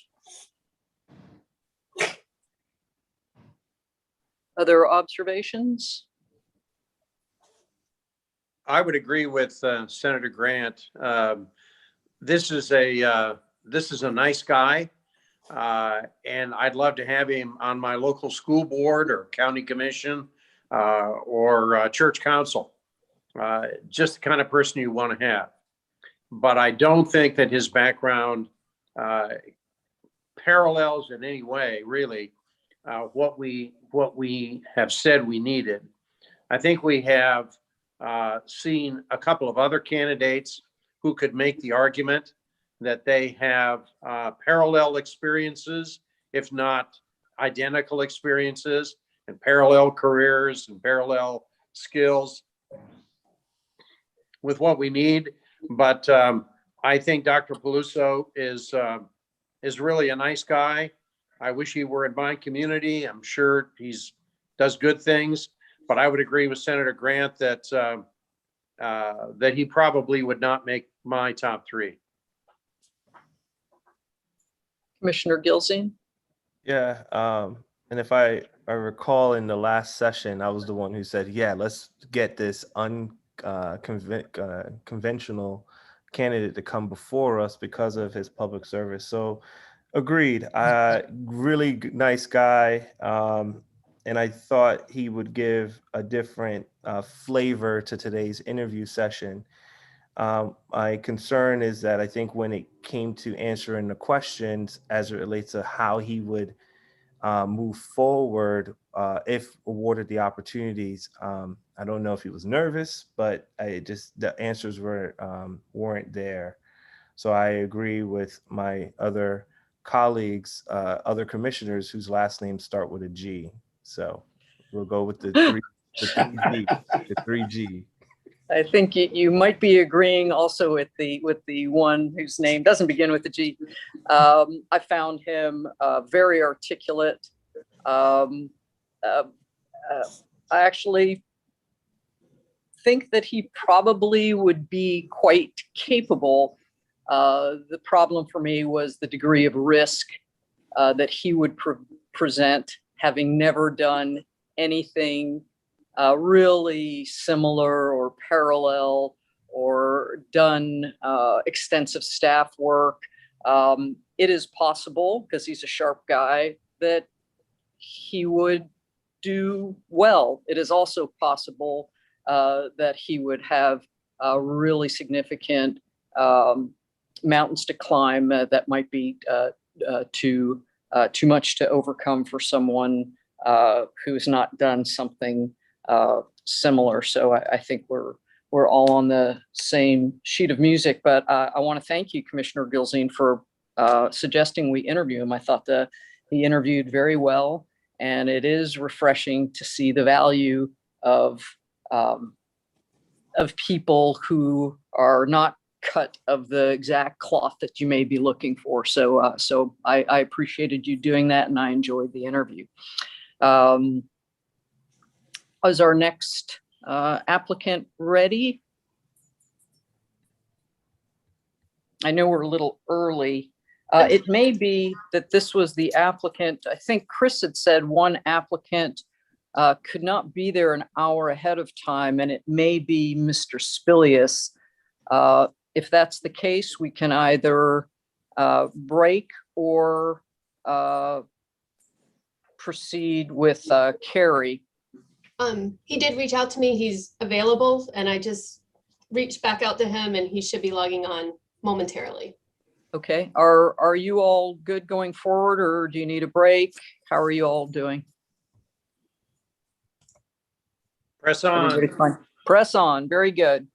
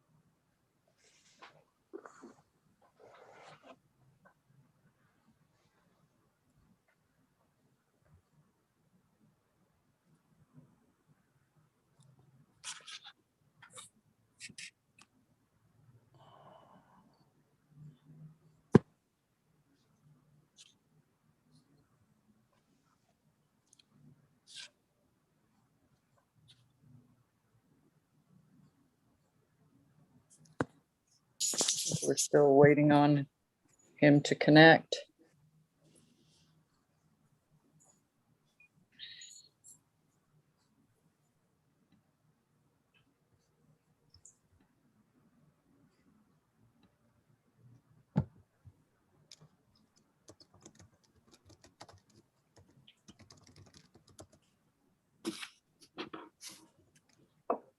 Good afternoon.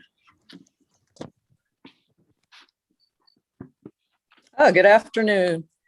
Are we all ready to proceed? Thank you for coming in, Mr. Spilius. As you know, you're interviewing for the executive director position at the Florida Commission on Ethics. My name's Joanne Lesnoff. I'm the chair. With me is Vice Chair Commissioner Grant and Commissioners Gates and Commissioner Gilzine. Today's interview, I think you're on mute. Thought I had unmuted. There you go. Okay. Today's interview will start with you making some opening remarks. Then, if you like, you don't have to. The commission will then proceed with some questions, and then, time permitting, you'll make closing remarks. I do want to ask you before you start. I know that commission staff had asked you not to view any of the preceding interviews, and I want you to affirm that you've not done that. I have not. I was tied up in meetings all morning. Okay, excellent. Very good. Then if you like, go ahead. If you have some opening remarks, we are all ears. Great, thank you. Well, that's interesting. Opening remarks. That's kind of new for me, but I'd love to take the opportunity. Unprepared remarks, I guess. My name is Will Spilius. As you all know, I want to thank you for the opportunity to interview for this position. And I would just say, I feel that I practiced law for 30 years now. And as you probably have seen from my resume and application, it's been at all levels of government. I started off as a judicial law clerk, staff attorney with the 4th District Court of Appeal in West Palm Beach, and then proceeded when my tenure ended to do criminal appeals with the Attorney General's office. And then I got a little flavor. I did private practice for about 9 months, and then got local government flavor from 1997 to 2005. And quite frankly, as I look back on my career, that local government work to me was the most exciting, the most challenging. My career path took a different route, and I did not get back into local government work. But the local government work where you're kind of on the ground level of government and you are closest to your constituents, whether as elected officials, but also as staff that is, and as an assistant city attorney for two of the most dynamic municipalities in Palm Beach County, Boca Raton and West Palm, and dynamic in different ways. It gave me the opportunity to see and to be involved in how government works at the kind of at the street level, so to speak, where it has the most impact on constituents and residents, and seeing how the importance of local officials that really touch on every aspect of their constituents and their residents. So I look back at that local government work, and I look back at it with a smile on my face. Had an opportunity to come up to Tallahassee.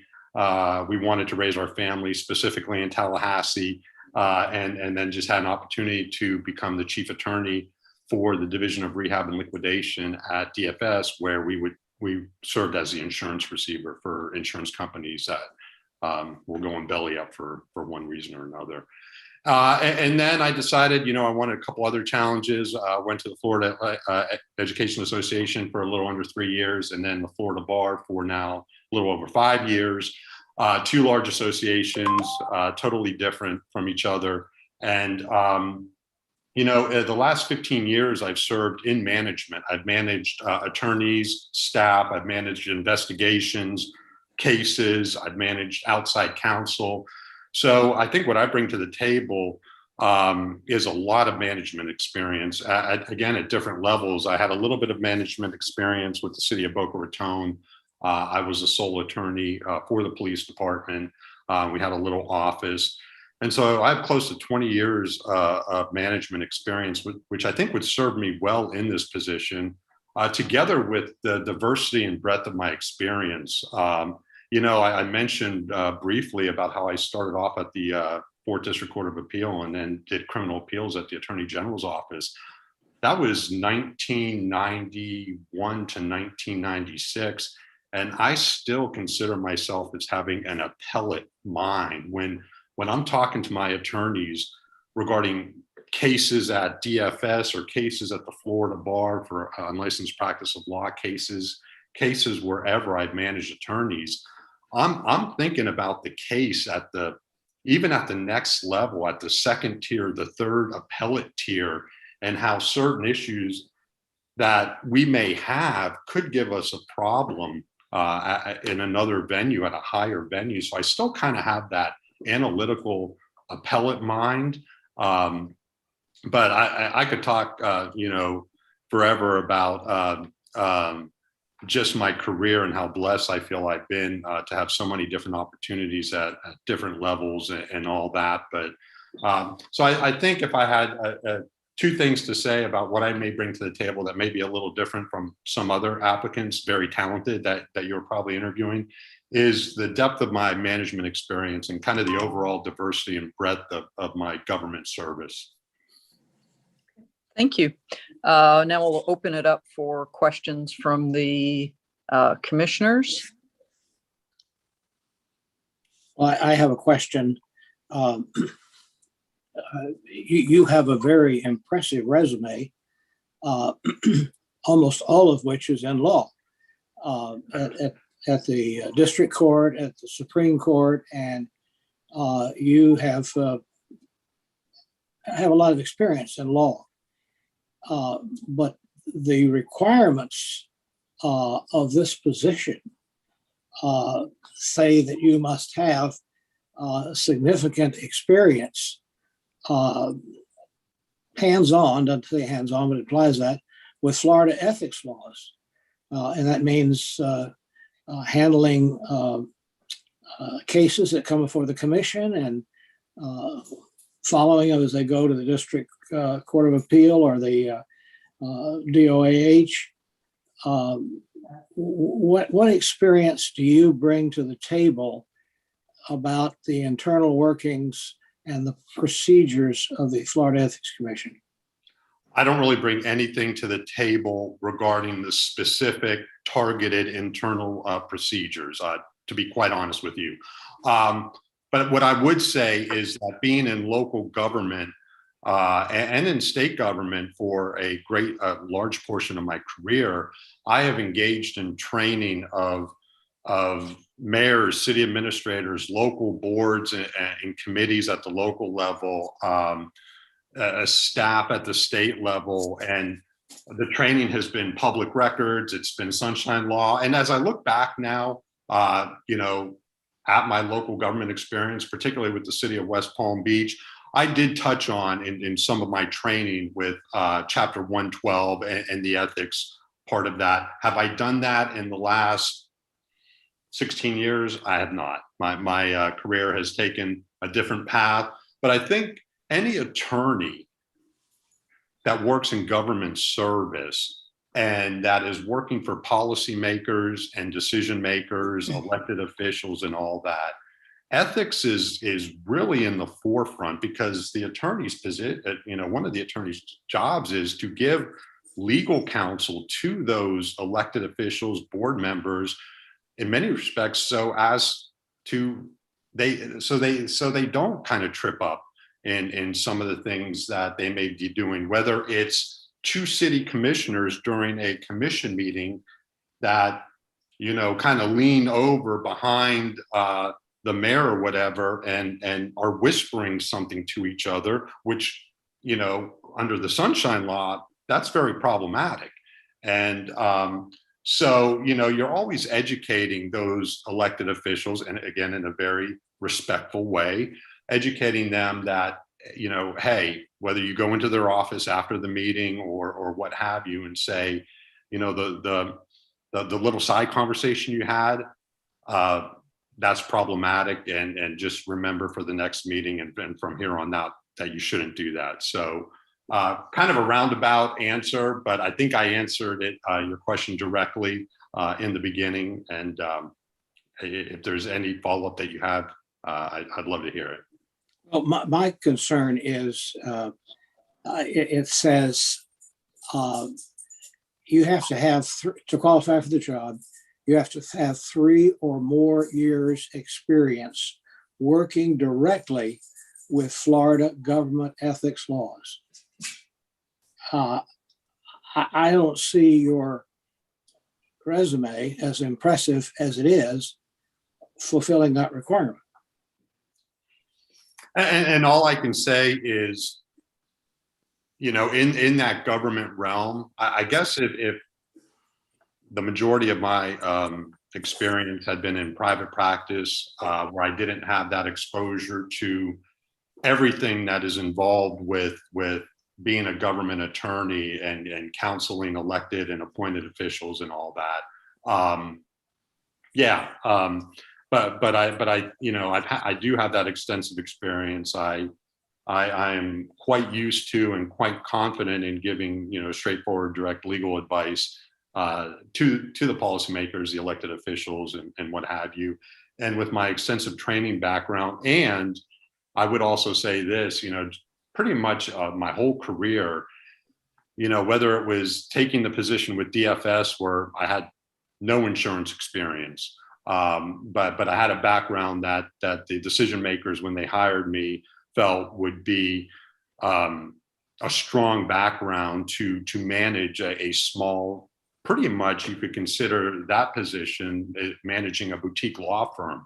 So I learned the insurance law, but the innate, innate management talents that I may possess, I think those, even in a position like this, where no, I don't have, the direct experience and the in-depth experience specifically regarding the Florida ethics, the Florida ethics law, but I suspect you all have a very talented staff and those with the expertise that, with my management style, I will say this, my management style is when I take a new management position, I kind of have 3 markers for the first 6 months. I make no pronouncements. I don't come in and say, okay, we're going to do that. I make no pronouncements.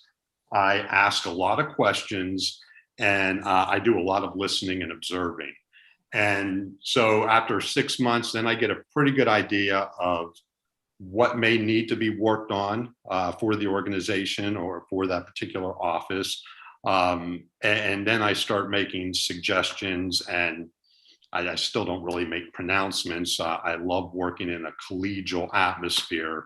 I don't like terms boss and all that. My teams, wherever we are, whatever position I have, we're colleagues with each other. We work together for the common goal and the common good of the organization. Other questions, commissioners? Yes, Madam Chair. And you actually touched on my question a little bit, but I'm going to ask you to drill down a little bit deeper. If awarded this opportunity, what will be your 30, 60, 90-day plan specifically? Well, again, there would be a lot. My 30-day plan, I guess, would be to get to know everybody in the office. A lot of the positions I've had, we've had branch offices throughout the state, and I make it a point. And when I was a young assistant attorney general in the early 90s, it was at a branch office in West Palm Beach.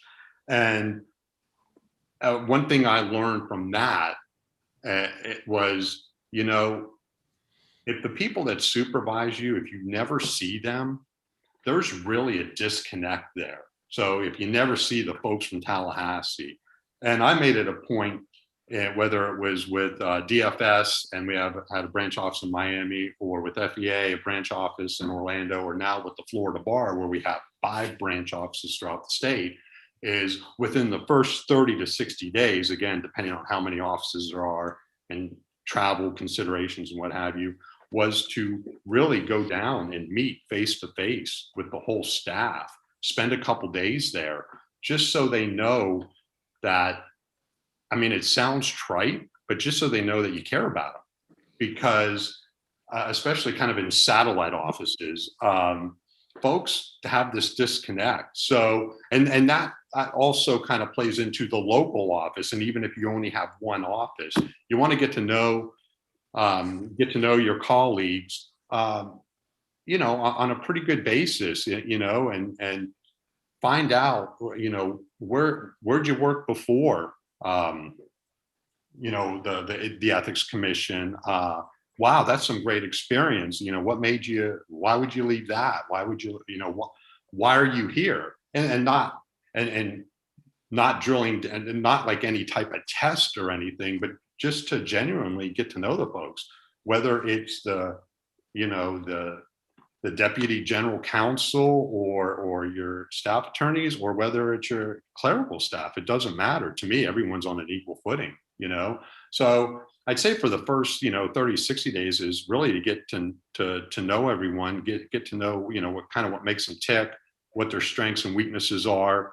And then the 90-day, the all-encompassing 90-day, and I kind of use 6 months, but it would be for me to, really get up to speed on everything the commission does, all the nuances, all the the tentacles that might come out from the commission and the Florida ethics law. But no, I wouldn't say until I got in somewhere, I wouldn't be so presumptuous to say, you know, a 30, 60, 90-day plan that I had with maybe FEA or with DFS, I can kind of bring that in a box and open it up at Commission of Ethics, because each organization is different, entirely different. So.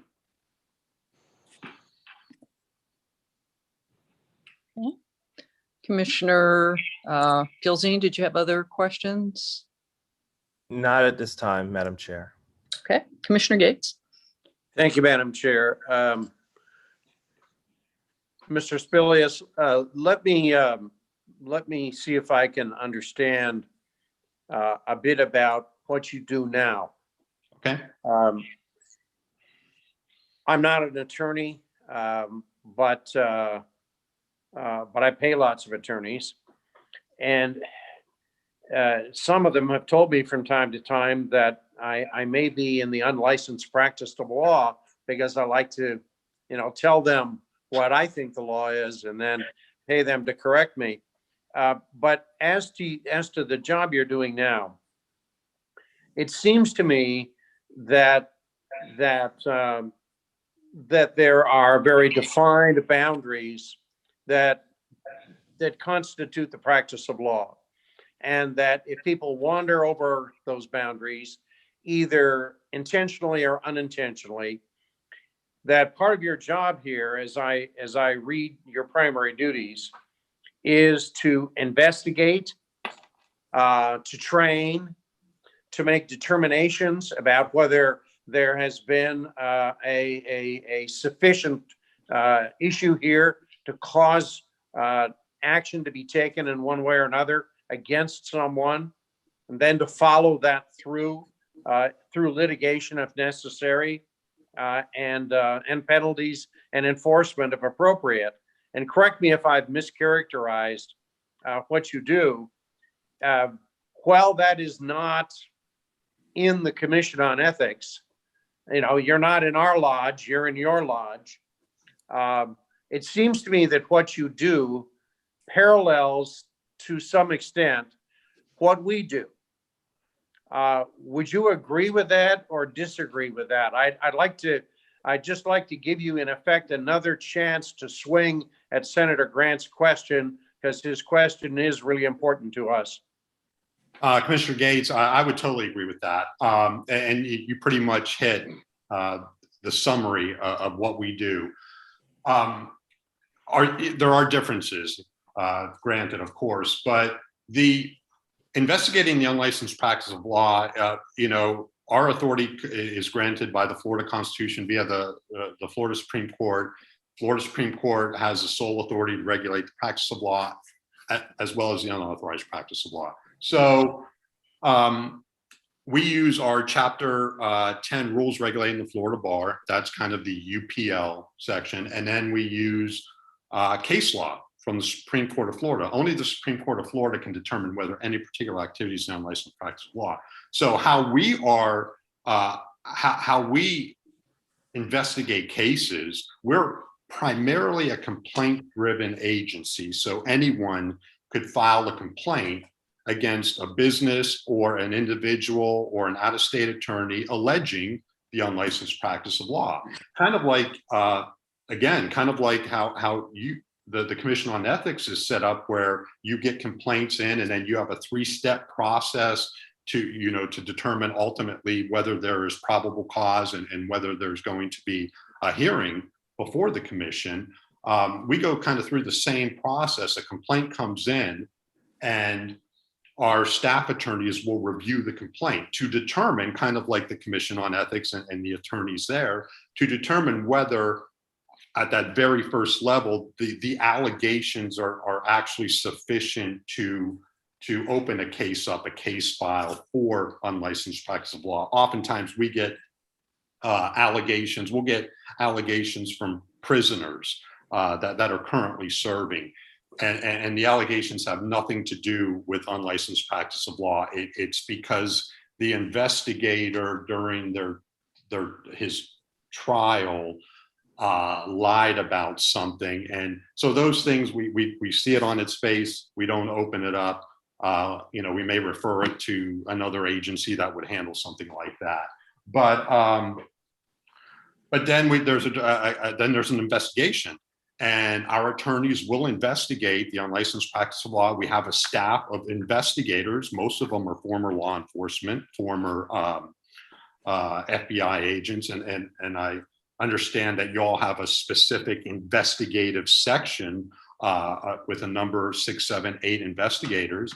So it's very parallel to what the commission does. And then we have different resolutions in our toolbox, so to speak. So kind of like with the Florida ethics law, there are certain instances of unlicensed practice of law that may be inadvertent.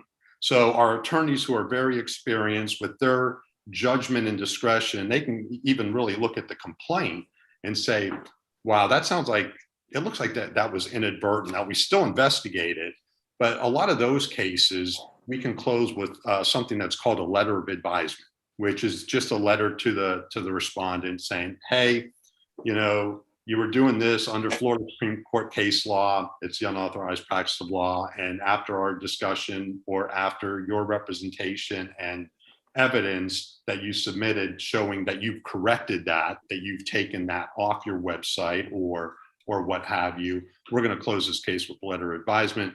Our second biggest hammer in the toolbox is a cease and desist affidavit. And then our biggest one is litigation, where we would file a case before the Florida Supreme Court to get a permanent injunction on the individual or the business that is committing unlicensed practice of law, or that we are alleging is committing unlicensed practice of law. And then those cases usually get kicked to from the Supreme Court to a referee, which is oftentimes a senior or retired judge in the circuit where the conduct occurred. But it could be still a sitting circuit judge, but that individual is known as a referee in the UPL context, and it's a full-blown evidentiary hearing and then a report and recommendation by the referee to the Supreme Court as to whether the relief that we, as the Florida Bar, are seeking should be granted. And this process, Mr. Spilius, that you've described is a process that you are directly responsible for as the director of that division. Is that correct? Correct. Directly responsible. Our yearly, our caseload, I noticed that your caseload in this last fiscal year, I think, was around 253 complaints or cases that you had. Ours, we run about 380 to 450 on every given year across 5 branch offices throughout the state of Florida. Any given time, we may have, trying to do the calculation real quick in my head, maybe 200 active cases that are going on. Any given time, we may have 8 or 9 cases that are currently in litigation somewhere, either at the referee level or at the Supreme Court waiting for, a decision. May I follow up, Madam Chair? Absolutely. The Commission on Ethics is an organization that basically is a one-trick pony, and I don't mean that in a pejorative sense. We have one job. We don't have 12 jobs. We're not an agency with multiple scopes of work. We have one job, and we have our own history, our own language, our own relationships with other parts of government and with the public. And we even have our own culture. And if you became executive director, you'd be not only new to that, you'd be the new guy. Now, I'm sure the Florida Bar is at least as insular as we are. Having spent a little time in education, I know the FEA has its own world that it operates in. It's very different. I suspect that when you were Senior Assistant Attorney General, you operated inside an organization that had its own its own procedures, its own methodologies, its own culture. So I guess it's a two-part question. How have you managed in those situations where you've come in, as I've read your resume, as the new person with authority in an organization that's already doing quite well? How have you managed that? And as you look at the Commission on Ethics, and based on what knowledge you have of us and our nature, would you expect to run into some difficulties or challenges in our organization? Okay, so the first part I'll answer. You know, wow, just about every position I've had, I've come in as to a very insular organization, kind of as an outsider. I mean, when you get hired as a police attorney, you know, the law enforcement is a very different animal, and I don't mean that pejoratively, but it's law enforcement's different. You come in as an attorney. I think my first day as a police legal advisor at Boca had a couple officers say, you know, we really dislike attorneys. And then I took that as, okay, well, I'm going to have to earn the respect. You know, any position I come into that's a management position, I will immediately, just by virtue of my title, I immediately earn what I call title respect. But the mark of a good leader is not just running with title respect, and just because you have the title and you're in the position, you think your job's done. I think earned respect is what makes you know, a strong leader and a good leader. Because any conference room I've walked into where I've been the new person, immediately I'm given respect based on my title.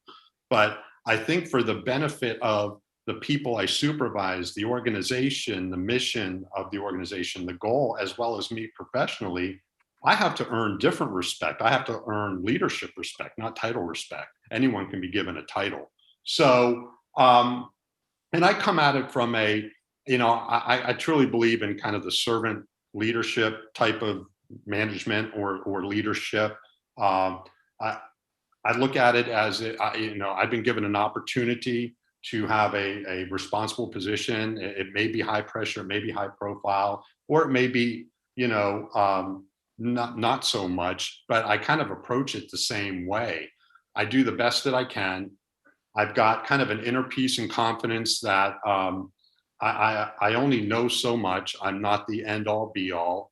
And I truly believe that if I have am in a position to come into an organization where there's talented people already there, or where I have an opportunity to hire talented people, I really want to hire people smarter than me, you know, because, you know, when you're in kind of this CEO position of an organization, it's kind of like, you know, you've got so many areas that you have to be responsible for. I'm a big football fan. So, you know, you look at some of these head coaches that still want to call their own plays offensively. I am a Gator though, and Dan Mullen does a great job doing that. Stop the interview. Stop the interview, Gator. Okay, go ahead, proceed. Dan Mullen does a great job calling his own plays, but most head coaches shouldn't be calling their own plays. I'm a big Pittsburgh Steelers fan. Mike Tomlin, the head coach, calls the defensive plays. And I don't understand how they do that. There's so many talented people out there that you've put in that position that know more than you, one, and two, your focus needs to be kind of on the whole organization. And so I believe retaining and recruiting talent that is oftentimes smarter than you are is probably the key to a good organization. I don't know if I answered your question, but if you give me another shot, if I didn't, I'll try to do a better job. No, thank you, Mr. Spilius. I appreciate your comments, and thank you, Madam Chair. Thank you. Actually, my question you addressed completely. I did want you to discuss the parallels between investigating and litigating unlicensed practice of law and what we do at the commission. So I think you did that very well. I also had another question regarding management style, and I think you've addressed that as well too. I did want to ask a little bit more about your working experience with the cities, with Palm Beach and Boca Raton, and what, if any, ethics experience you had in the course of doing your work at the city level with those public employees. Again, it was just in the training context, and this is going back years now, but we did regular training of our boards and committees. And again, I was counsel to the way the city of West Palm was structured, the city attorney's office. Each attorney kind of had a portfolio of departments that they were the primary attorney on. And so my portfolio was kind of like the intense high profile ones. It was building construction. And at that time, West Palm was, going through a boom still. Building construction department, the police department, the fire department, and the code enforcement division. And I also was the attorney that did vehicle impoundments per one of our ordinances, and also the attorney for the nuisance abatement board, as well as kind of a secondary attorney for the planning and zoning board. So, I had an opportunity to meet all those folks on all those boards, and then our city attorney's office and our city administrator felt that we should have regular training of those folks. So that regular training did encompass Chapter 112, public records, sunshine. I don't remember specifically, various times we had 2 or 3 city attorneys given a training. And I do recall that there were times when I just did public records and sunshine, another one did ethics, but I know there were times where I, had the Chapter 112 part 2, but that's going back, 2017 to 20 years now. Okay, thank you. Are there other questions from other commissioners? Yes, Madam Chair. In a previous response, you talked about recruiting and retaining talent. Currently in the private sector, diversity and inclusion is a big topic. Help me understand how you will incorporate diversity and inclusion if selected for this position. Yeah, well, I think, the initial part of that is, and again, Commissioner Grant has kind of opened the door, touched on, really looking at the qualifications and, of a job position and all that. But, for specific positions, there are certain job qualifications and all that. I don't know if the Commission on Ethics, if they have something, or it's part of the state of Florida where they have a, what am I trying to think of? Gosh, I've lost my train of thought now. But I think my hiring record kind of shows my commitment to diversity and inclusion. If you go back to DFS in particular, and even to DFS, I've shown a commitment to diversity and inclusion in terms of hiring. So I will say this: I don't think I've hired a Florida Gator. So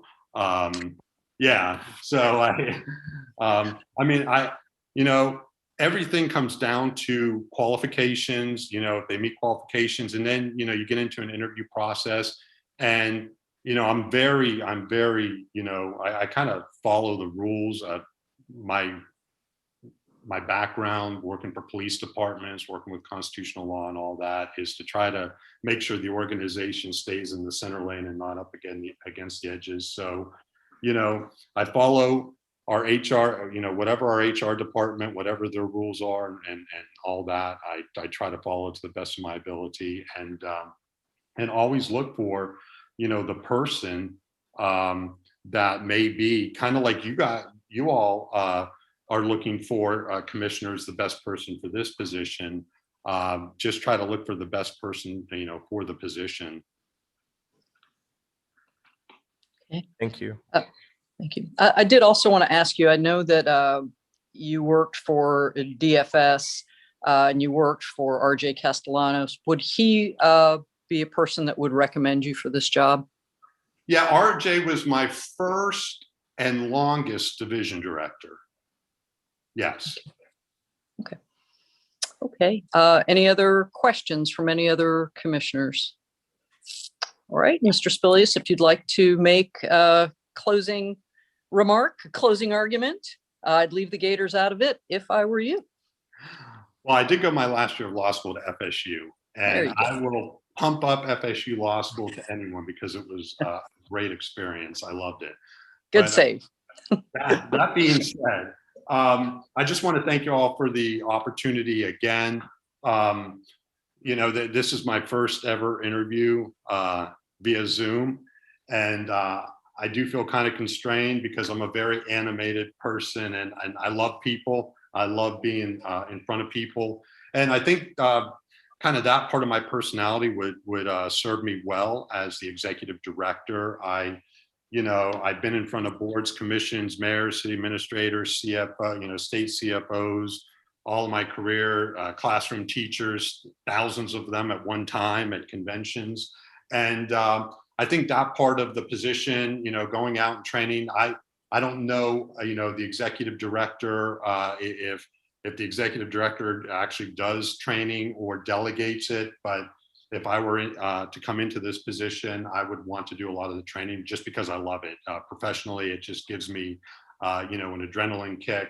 And, you know, I would just kind of fall back upon, you know, the diversity and breadth of my experience. I've worked with, you know, at DFS, I came in under a Republican CFO and stayed there under a Democrat CFO. The city of West Palm, city of Boca, different politics. When I take a position as a lawyer or in this case, an executive director, you know, my job is to, you know, like as a lawyer, is to give straightforward legal advice, not get involved in the policy as a lawyer in the policy and business decision making of the organization. As an executive director, I think, you know, I would play it right down the middle, you know, whatever the rules require. I would not want to, and I never do want to bring my organization on the edge of any constitutional, maybe falling over a constitutional line or a statutory line.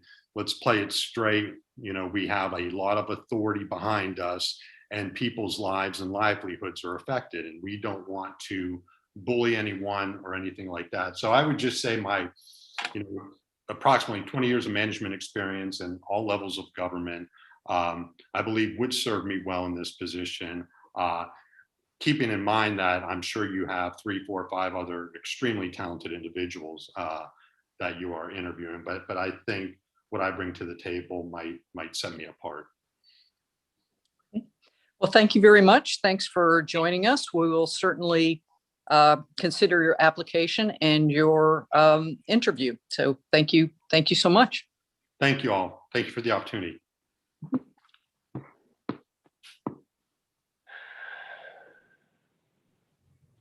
Okay. I'd like to propose that we have a discussion regarding this candidate and then maybe take a 5-minute break, or if people need a little longer, and then proceed with our interview of our last applicant. Does that work for everyone? Yes, ma'am. Okay. So thoughts, observations? I think he's a well-accomplished attorney, and he's held a lot of positions of leadership, few of which are relevant to the Ethics Commission. And clearly, he does not meet the job requirements as stated in the job description of 3 years experience directly dealing with Florida ethics laws. And, you know, I think he has to be disqualified on the fact that that he does not meet the requirements.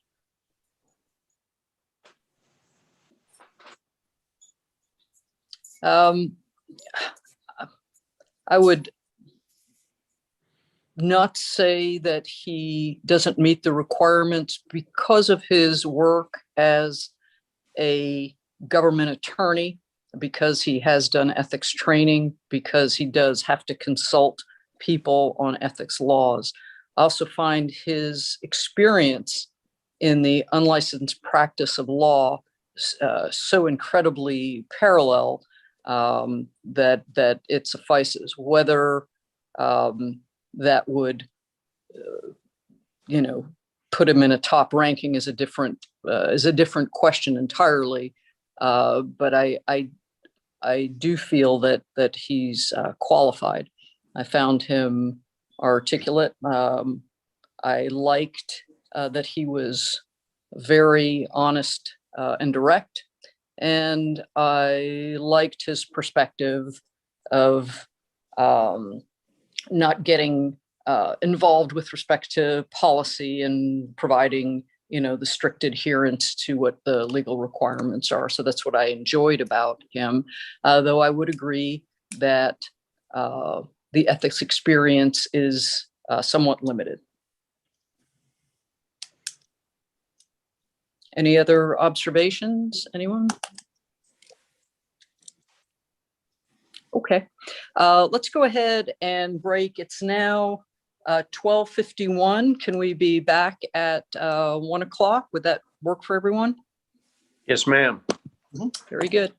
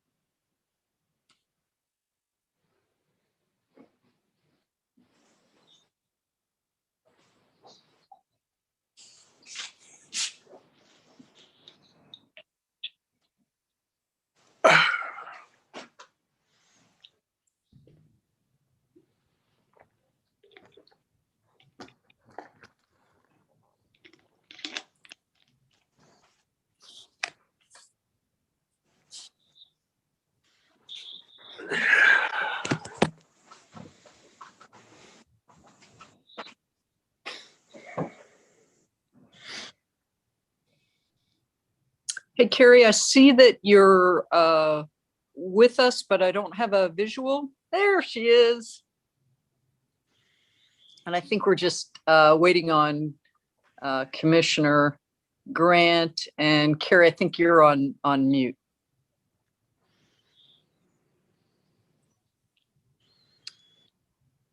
Does it sound okay? Sounds good to me. Can you all hear me okay now? Okay. I'm going to mute myself until I guess everyone's there. Thank you. Okay. Uh-huh.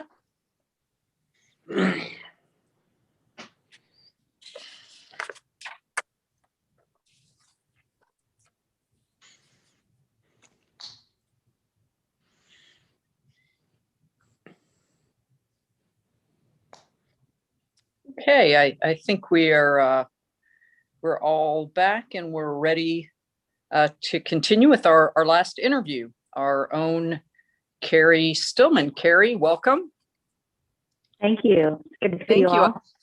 Good to see you too. I'm not going to introduce ourselves since you know all of us, and I think you know what the interview process will bring. We'll have you make a opening remark if you would like, then we'll proceed with some questions, and then you can make a closing remark if you'd like. I do want to ask you, as we've asked the other applicants, to affirm that you've not watched any of the preceding interviews. That's correct. I have not watched any of the preceding interviews. Okay, thank you for that.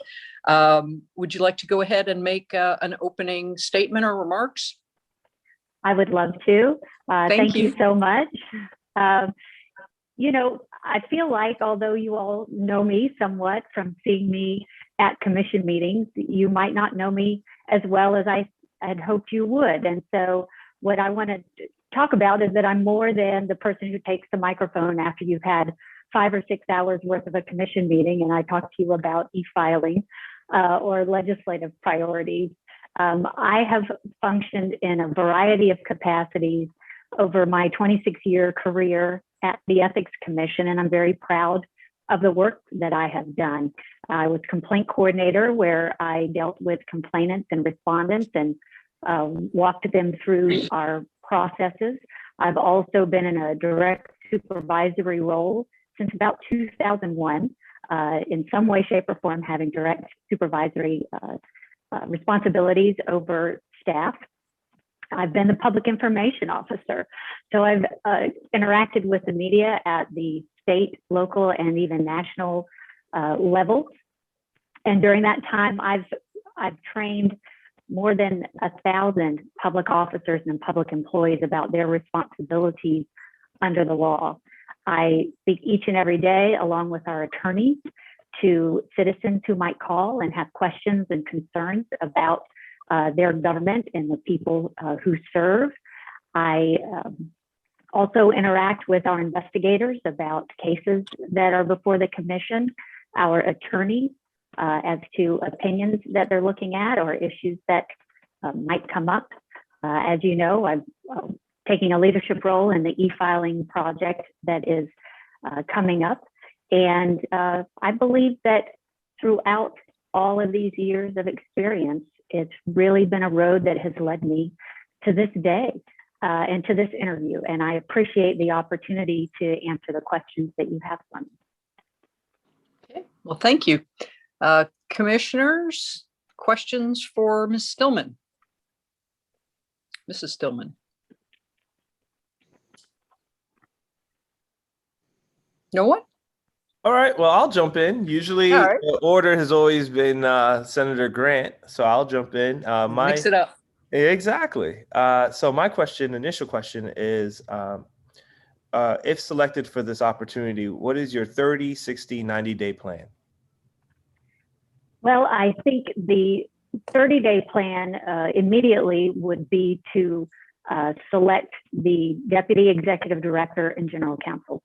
That's the very first and important decision that will be made. It would be a promotion from within our very capable legal staff that we have. So that will happen likely just prior to my appointment to the commission. One of the priorities that I would have would be to look at our efficiency and how that can be improved. I want to look at our processes and training for onboarding staff, efficiency of our investigations, as well as e-filing. That is going to happen within the 90 days. We're going to launch January 1. That is going to be the priority for the entire staff as we walk through these next months, and even after I would take the helm if the position were offered.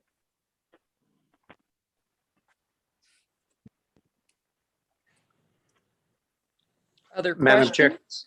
Chair. Yes, I'll- Commissioner. Thank you, Madam Chair. Carrie, after being part of this organization for 26 years, which means you must have started when you were 4, and to be part of the organization in increasingly responsible roles as you progressed through the chairs, up the line, you've shown tremendous commitment and passion for the commission. And, you know, you've made it very clear that you, to use your phrase, you love the place and you love the people that you work with. So here's my question. If after all of this time and all of this exposure, you were the executive director, are there 2 or 3 things that you would do that have sort of either been on your mind or would occur to you, 2 or 3 things you would do to make this an even better organization than it is? A better place to work, smoother, more efficient, even better examples as an upholder of standards of ethics. If they exist, what are the 2 or 3 things you would do to make this commission even better?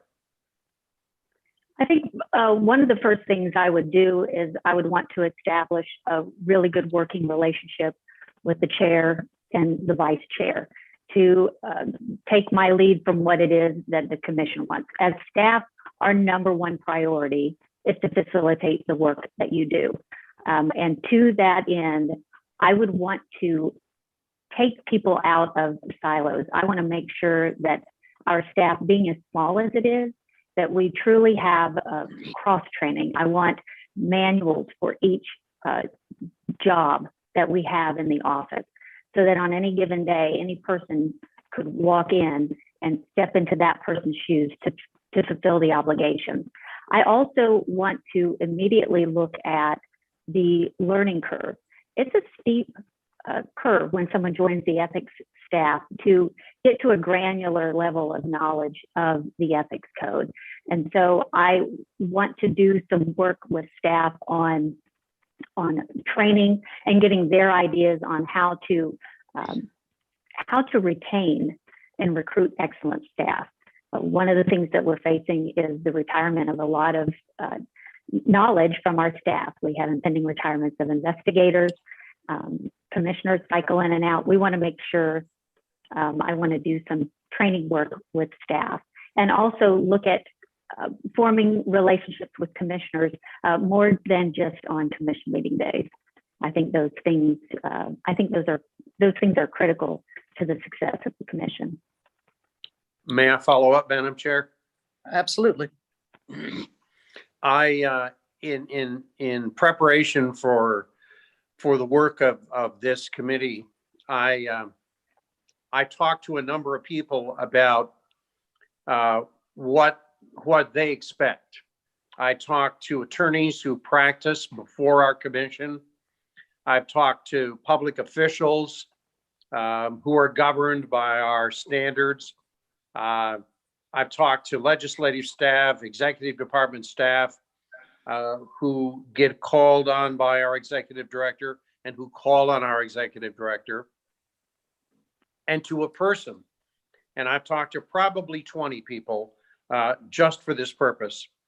To a person, they all compliment Chris Anderson for a variety of reasons, but one seems to come through overwhelmingly, and that is that he is able to and is accessible to give a straight, clear, timely answer to questions, that he knows the law, he can recite the precedents almost by rote that implicate the issue at hand. And I've said before, by my reckoning, over 80% of the questions that come up in commission meetings that get deferred to him require a legal conclusion, a legal analysis. And Carrie, you've said that the first thing you would do, or one of the first things, if you were executive director, was to name someone as deputy executive director and general counsel. So it's a two-part question. You said it would be a promotion from within. Well, you've already indicated that we're going to be having a lot of retirements and we're going to have to be bringing in a lot of new staff. Why did you instinctively think that a general counsel has to be promoted from within when in most agencies and commissions of government, general counsels are recruited not only from within, but from without? And in a large share of time, those general counsels come from someplace else. So that's the first part of the question. And the second part of the question is, how would you see the commission operating with a general counsel dealing with the legal issues that's consumed such a large portion of what we do? And you as the executive director, would you anticipate there's an extra chair at the table? How would you contemplate that working? Well, when questions are asked at commission meetings, I will tell you that as I sit and watch, I do have a granular level of knowledge of the ethics code, answer questions routinely, but I am not an attorney. And so I do understand that there are limits to the type of information that I can provide. The reason I instinctively went to a member of our staff as being general counsel is because there is such a learning curve when it comes to the ethics code. And there are many practitioners who serve either as defense counsel or advising local government who are very, very good in the ethics laws. But these attorneys that we have on staff have the benefit of having been mentored by Chris Anderson in relation to the ethics laws. They have been able to benefit from working with him and collaborating with him on a daily basis. As to the history of the ethics code, its application over the 30 plus years he has served on the commission, and that is irreplaceable. We have to have, in my view, an executive director and a general counsel and deputy director that can hit the ground running on day one, because we are a small agency. Being that we are small, it's very collaborative in our office. Chris and I communicate numerous times a day. I have no doubt that the deputy director and general counsel would be the same. When I was hired on the commission, Bonnie Williams was our executive director. She was not a lawyer. She served for a couple of decades, I think, as executive director. She was I think, exceptional as a leader of our agency. She was not a lawyer. She had a deputy director and general counsel who was Phil Claypool, and they balanced each other. And she knew when it was time to defer to him. And as she liked to say, that he balanced her and he kept her out of trouble. And so, I look forward to working with the deputy and general counsel in that way. I think it will be very seamless and easy to do, and the commission won't miss a step. And if I just do a quick, brief follow-up to that, in looking at the law as it governs the Ethics Commission and how we operate, I actually was surprised to discover that by law, the executive director does not employ or hire the members of the staff. The commission does. Now, the practice has been that the executive director makes the hiring decisions. I don't know if there's a confirmation process or whether it's just assumed the executive director has delegated authority, but how would you operate? Well, each year, or each time that there has been a hiring of an executive director, the commission has a statement of organization and operations, and that's published on our website. And as a part of the adoption of that statement of organization and operation, the commission, you all, set forth how the commission will operate. And that is where the authority is delegated to the executive director to do the hiring and do the day-to-day operations of the commission in service to you all. And so that would come before you as a decision, as a body in that statement of organization as to what things you would like to have delegated to the executive director. And if the commission wanted to have a process by which the executive director recommended the hiring and they had confirmation authority over that, or even ultimately if the commission wanted to be the ones to hire the executive director, that is your prerogative. There are a couple of bills in the legislature. We've talked about the fiduciary duty bill. A component of that that would possibly be applicable to the commission would have the commission weighing in on the hire of a general counsel. What do you think? I think that there's a balance. And I think what's worked well for the commission in the past is that the executive director has had that authority to run the day-to-day operation. I think for a decision of that nature, I would certainly want to consult with the chair at a minimum, so that the chair, make sure that the chair was in agreement with what I wanted to do. And that would be my preference. But of course, my responsibility would be always to heed the direction of the commission, and that's what I would look for. Thank you, Carrie. Thank you, Madam Chair. Thank you. Thank you, Commissioner Gates. I want to ask a couple of questions that are, as usual, along the same lines as Commissioner Gates. When talking about the operation of the commission, you've been there a long time. You have so much experience. And in every organization, there are some facets of the organization that work very smoothly and some that clearly require some improvement. What are the operational or process improvements that you would focus on current operations, excluding IT or those types of initiatives that are forced upon us or naturally occur due to an evolving technological world? What would be some of the process improvements that you would look to from the get-go? From the get-go, I want to look at what we're doing with investigations. I think you all would agree, we turn out a very high quality investigative report with a lot of detail. And that has come over the years because that's what the commission requires to do its job.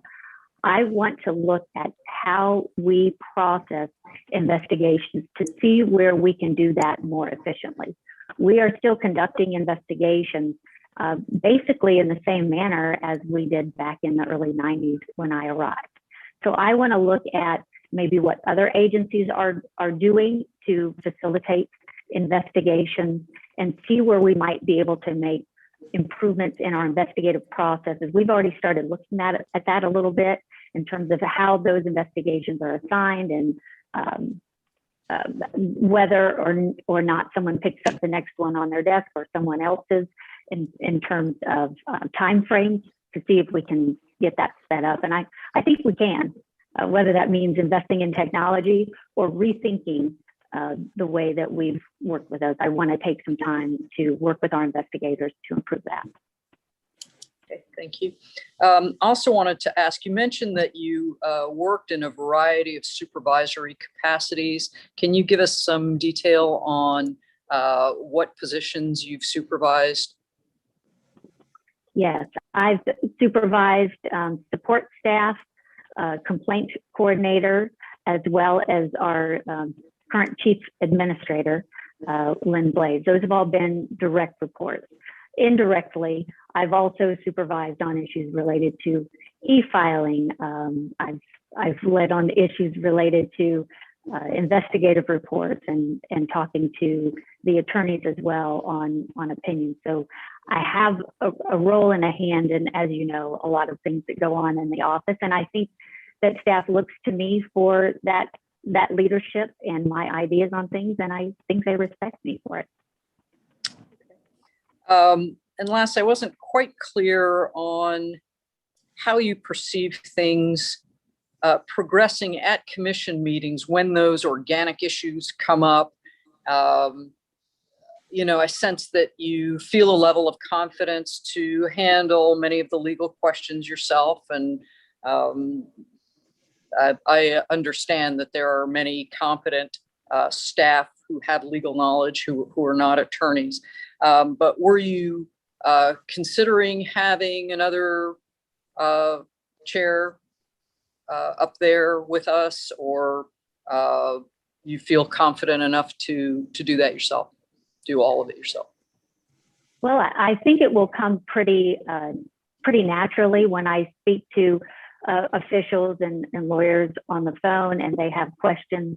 I know when I need to consult the investigators. I have a feeling that I would be answering a lot of the operational questions that you all might have. And then when it becomes a legal issue, I would ask the general counsel to weigh in. You think about when we met at the DCA, when Verlindia was executive director, she was a lawyer, but she had someone else, it was Chris, be the deputy executive director and general counsel. And he was seated up at the dais where you all could communicate with him easily and direct questions to him as you saw fit, and often did. Some would be directed to Berlinda, some to Chris, and I would imagine it would operate similarly. Other questions, commissioners? No? Okay.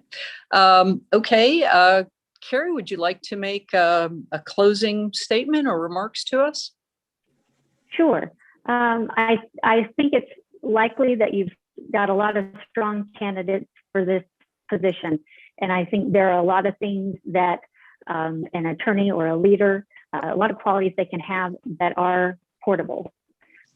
But I think that the commission's unique role as a constitutional agency and the way we work with the board will benefit from somebody who has a lot of knowledge on the ethics laws and carries with them the institutional knowledge that we have enjoyed for so long. We have a legacy of great leadership at the agency, and you'll need somebody who can hit the ground running on day one.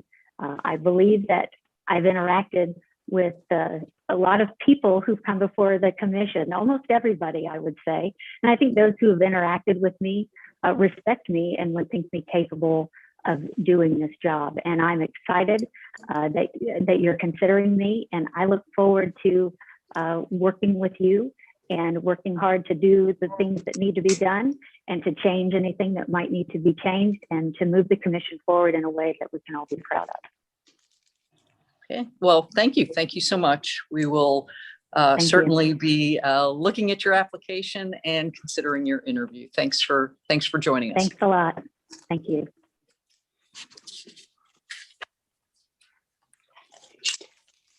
Okay, commissioners, we have completed our interviews, and if I recall correctly, someone else has an obligation at 2 o'clock, and so I think that is our time to end. I don't know which of you had stated you needed to leave then. I'd like to go ahead and discuss Carrie and then talk about proceeding on our next steps. And I've had a couple of thoughts about that, but first let's get to Ms. Stillman. Well, if you've read her application, and I'm sure all of us have done that, she's the only one that attached the letters of recommendation. And they're tremendous because of who they come from, especially the one written by Bonnie Williams. Carrie has favorably impressed many, many people, both inside the commission and outside in the community. I think, as Commissioner Meggs mentioned last time, there's a lot of merit to having an internal hire. And, I think that based on what I heard this morning, if I were making a list, she'd be number one. Other observations, comments?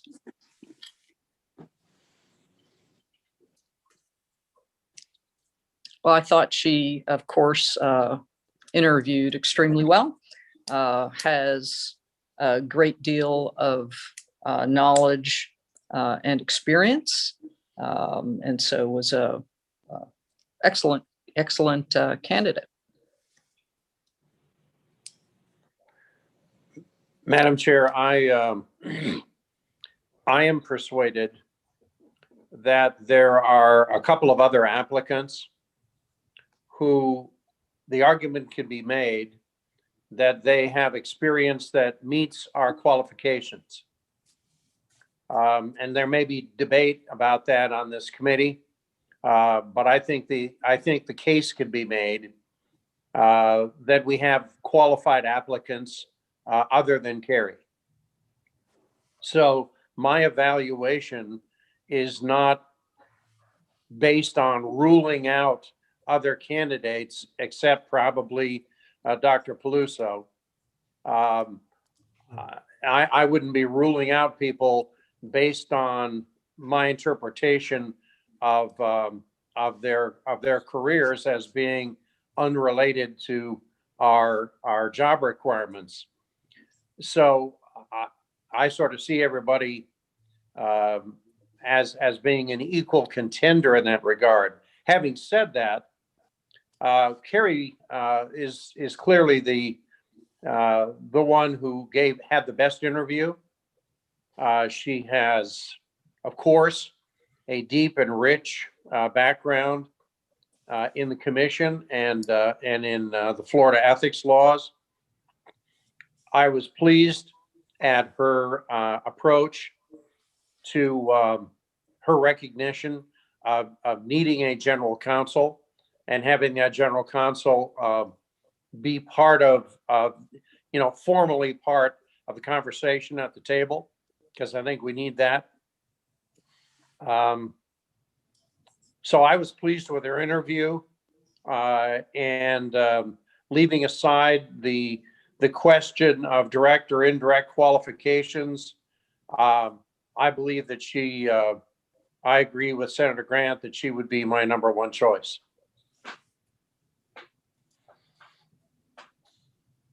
So, Madam Chair, to follow behind both President Gates, Senator Grant, I also agree that Ms. Stillman's interview was definitely the best interview today.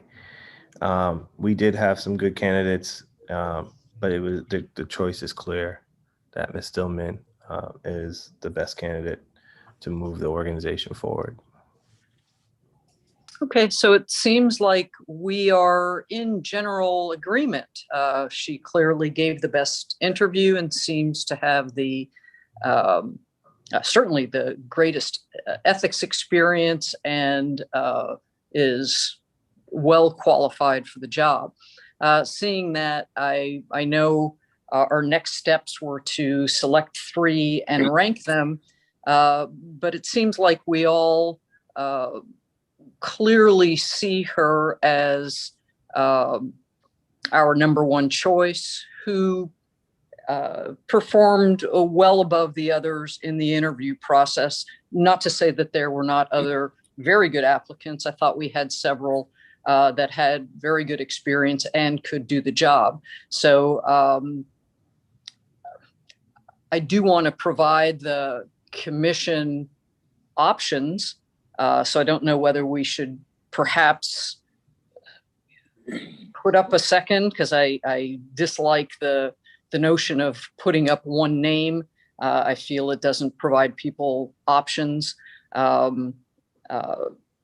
But I think we're all very clear that our strong recommendation to the rest of the commission is for Ms. Stillman. To me, I would like to put up another name. I think that Mr. McKinnon's experience was, he clearly qualified, and he clearly had a breadth of experience and knowledge at an agency that was very large and complex. And I would like to put his name forward, but absolutely in the capacity simply to provide the commission another option, though I would recommend that we strongly support the selection of Ms. Stillman.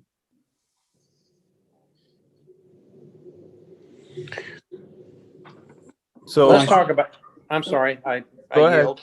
No, go ahead. What I think we determined at our last commission meeting, as you recall, Chris, when he announced his retirement, said unqualified, without a question, Carrie Stillman was the person to take his place. And I put a lot of weight in what Chris said. But Chairman Lesnoff had a little different approach, and I think she's certainly going about it the right way. We advertised. I think we had 25 applicants, something like that. Yep. And when we last met, we pared those down to the ones we interviewed. And today we've interviewed all of these, and I think it's our unanimous consent that Carrie is our preference. So, we have looked at multiple applicants. And I think we have satisfied what the commission wanted us to do. If we didn't have an absolutely clear front runner, then we ought to take it upstairs to the commission. But I think we've had some excellent applicants, very well qualified. The problem is they're just not qualified for this job. And I certainly would be in favor of our just adopting Carrie as our sole recommendation. And Chairman Lesnoff, if you can take it back to the commission when you report and say, here's the procedure, here's what we published, here's how many people qualified, here's how many were interviewed. And we got right down to the bottom of it. Out of those 26, Carrie was way, way out front, and therefore we recommend her selection. That way we've done what you wanted us to do, and others. We haven't just taken an internal promotion. We've looked all over. We had one candidate from Wyoming that applied. So I would prefer, and certainly would be my vote, this advisory commission or committee, whatever we call ourselves, advance the name of Carrie Stillman to the board for vote and confirmation of our recommendation. I absolutely agree with you. The question is whether there is if they don't want her, someone else. I'm moved by what you said, and I'm willing to do that with the consent of the other members of the advisory committee, only because at our last commission meeting, there seemed to be other commissioners who were clearly in support of solely going with an internal applicant, and Carrie was our only internal applicant. So I can go either way on that. I always like options, but I'm not sure that the rest of the commission is necessarily seeking those options, and I welcome other comments. Madam Chair. Yes. Let's also consider sort of the fairness to other applicants. I don't think it's right to advance Carrie's name and then advance two other names, leaving those other two applicants with the anticipation that they're going to be fairly considered. Why put them through the drill? They have current employers, they have, current relationships. And so I think that needs to be taken into account. If you want to have something other than here's your one and only choice, voted up or down, you could say we have unanimously, if indeed we have unanimously. I don't know that's the case because we haven't heard from everybody. But if we unanimously would rank Carrie first and recommend her employment, you could also report that we had how many ever you'd like to say. We had Mr.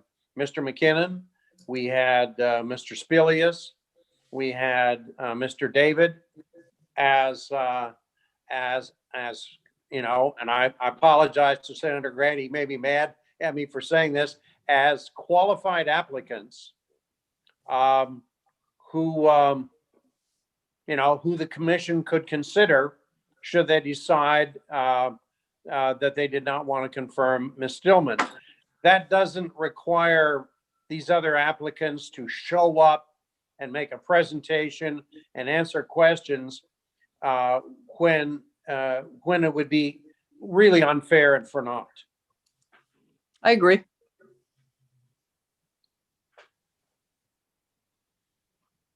Yeah, I also agree that, to put somebody through you know, a test, and if it's not really clearly like they're going to get the opportunity, then it would be a waste of time. But, you know, I think the challenge then becomes is because I always click back and forth and I see that a couple of our colleagues on the commission are joining. So like right now I see James Wallman name on there, and Commissioner Wallman.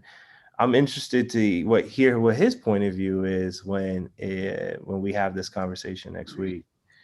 And who knows, maybe commissioners may have a different perspective next week as well. So, but I do agree. I don't think it's fair if the committee is really honed in. Clearly, there's a front runner to then say, okay, the other remaining 4 to show up and then not have a chance. I don't think that's fair.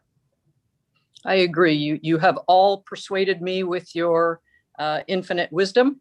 And so I think just to reiterate what the report to the remaining commissioners will be is that we interviewed 5 individuals, 6 individuals, 5 individuals, and that we came with a very clear and unanimous front runner, and then recommend Carrie for the position, and that there were other qualified applicants, but just put forth Carrie's name and see if there's a motion to proceed with her selection as the executive director.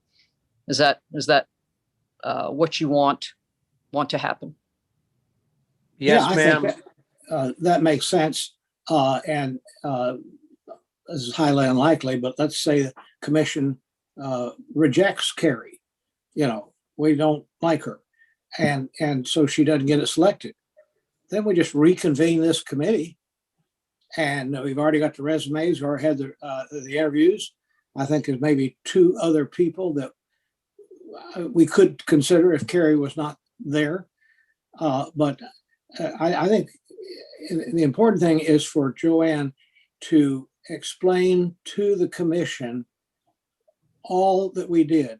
We started with 25, 26, and we worked it down, and we finally got down to the last ones we interviewed, and the star and every one of those steps down was Carrie, and therefore the advisory committee unanimously recommends the committee to elect Carrie as the next executive director beginning July 1st, I think it is. And Yeah, I think Madam we Chair, can. Yes. if I could offer one other thought, I think I would recommend that in your report to the full commission, that you indicate what the prevalent themes of our questions were. In other words, what were the dominant issues that came out of this interview process? Because I think that implicates how we go forward with Carrie, assuming that she's selected. That there's some things that this committee honed in on that were very important, that arose out of our review of all of these resumes and our interviews of these 5 candidates and our conversation with each other. So I certainly know that you will be able to summarize and identify those key points, and I would urge you to do so. And the other point I would make is I think it's critical that the decision about general counsel be thought through and carefully discussed with the chair of our commission before that decision is made as to who that is. And I think it ought to be an item that you, Madam Chair, discuss with the new executive director as to whether or not the general counsel is also immediately known as the deputy executive director. That may or may not be the right thing to do, but I would trust you to have that conversation and make that decision. Those are my thoughts. Thank you. And that was very much on my list, sir. So we'll, I was thinking it as the question was being asked and answered. May I ask a question, Madam Chair? Certainly. And this is a follow-up to President Gates. And I just want to get his perspective. If the if there is a deputy director that's independent of the general counsel, what will the deputy director do? Well, I'm not suggesting that there be a executive director and separately a deputy director and separately a general counsel. Okay. I'm just saying that if you're going to name someone as general counsel, I think that ought to be a very thoughtful process. Okay. Given the fact that we will now have an executive director, assuming this all goes through, who is not an attorney. So we're going to rely heavily on that general counsel. I know I am. But I don't think that you necessarily have to, have to make somebody a colonel before you make them a lieutenant colonel. That's right. I think that can be something that's done later, if appropriate, if warranted, if earned. That's fair. Thank you. But okay, let me point out that I agree with all that Senator Gates is saying, but I think it goes beyond the scope of the purpose for which this advisory committee was created. We were created to bring back a name to be the executive director and nothing else. Also, as was mentioned by someone earlier, our rules provide that, as with many organizations, there's only one employee, and that one employee selected by the commission or council or whatever. And I know I served on a bank board. We hired the CEO, and that was all. Now, he kept us in touch with who he hired, but our commission rules clearly provide that the executive director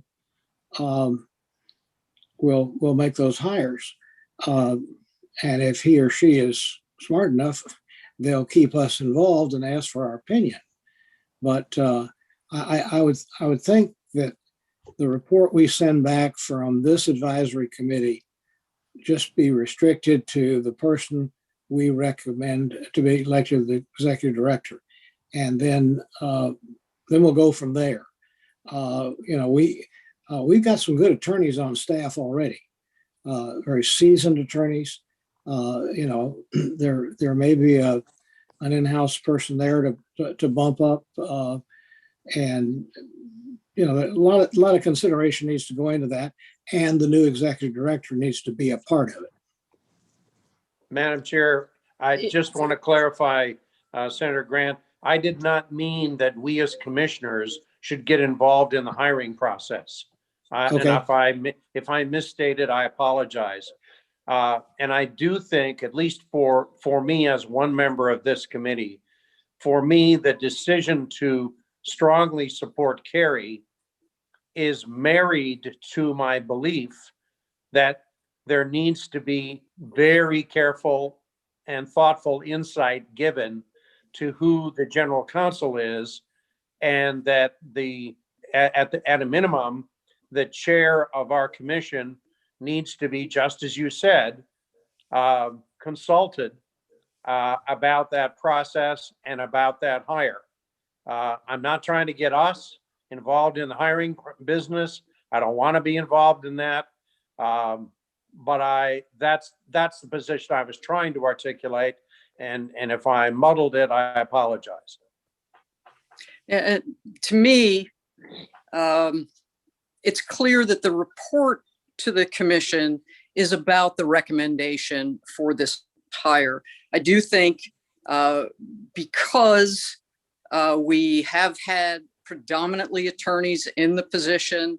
That next position is a critical one, and I definitely would want to be consulted on that. I will point out that the law is very clear that the commission hires all staff, and that the commission may delegate that as it wishes. And I would want to delegate that to the executive director with the understanding that for important positions that myself and if the rest of the commission wanted for them to be consulted, but at a minimum that the chairman be consulted. But it is statutorily a role of the commission that we have the option to delegate elsewhere. So I think we're on a good path. I think we are all in agreement. The report will detail our interview process, the focus of our interviews, and our recommendation for Ms. Stillman, understanding that there will be more, the commission as an entity will be making future important hiring decisions. And I say as an entity, not as the commissioners. So I think that should suffice and provide ample information to the commission to move forward. Madam Chair, let me ask you a budget question. I know you'll like that. Usually when you offer a job to someone, you tell them what the salary is. Yes, I'm glad you brought that up. And I realize that's not our business. That's your business as chair with the concurrence of the commission. But I would just, I just want to make sure that everyone agrees, if they do, that ball is lobbed into your court and that a hiring offer will be made with remuneration and benefits and all of the things that we always include. Yeah, and I think as they did when Chris was selected by the commission, believe that the position was offered and it was stated with the current salary and benefit package of the existing executive director, which I feel is appropriate. If you all agree, I believe that's $128,000.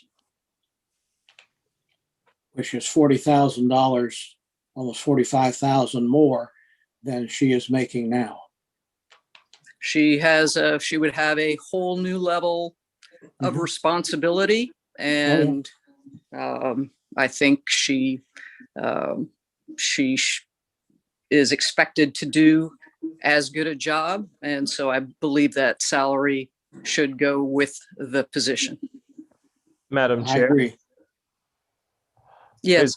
is that salary comparable to what other agency heads are making? Because I would hate for us to just keep it as is when other agency heads are probably making. I just wanted to be competitive. Okay. So I given that this is a very small agency, so I think large agency heads may be making 140. I know for a long time they were making, this was some years back, 120. But given the size of the agency, I think that, and the level of responsibility, I think that it is a good salary offer commensurate with the responsibility that it entails. okay. Very good. Are we concluded? Does Commissioner Grant motion we adjourn? Yep. Chair And Levnar. our reserve meeting for tomorrow is canceled. Yes, that's not necessary. If I might, Chair, this is Chris, that would be canceled, Commissioner Grant, for tomorrow. And I think timetable wise, what y'all had talked about before is that, I'm finishing up August 31st. So Carrie, if the rest of the commission confirms her, which hopefully they will, it'll be September 1st. Sounds good to me. All right, very good. And with that, with no objection to Senator Grant's motion, we are adjourned. Thank you.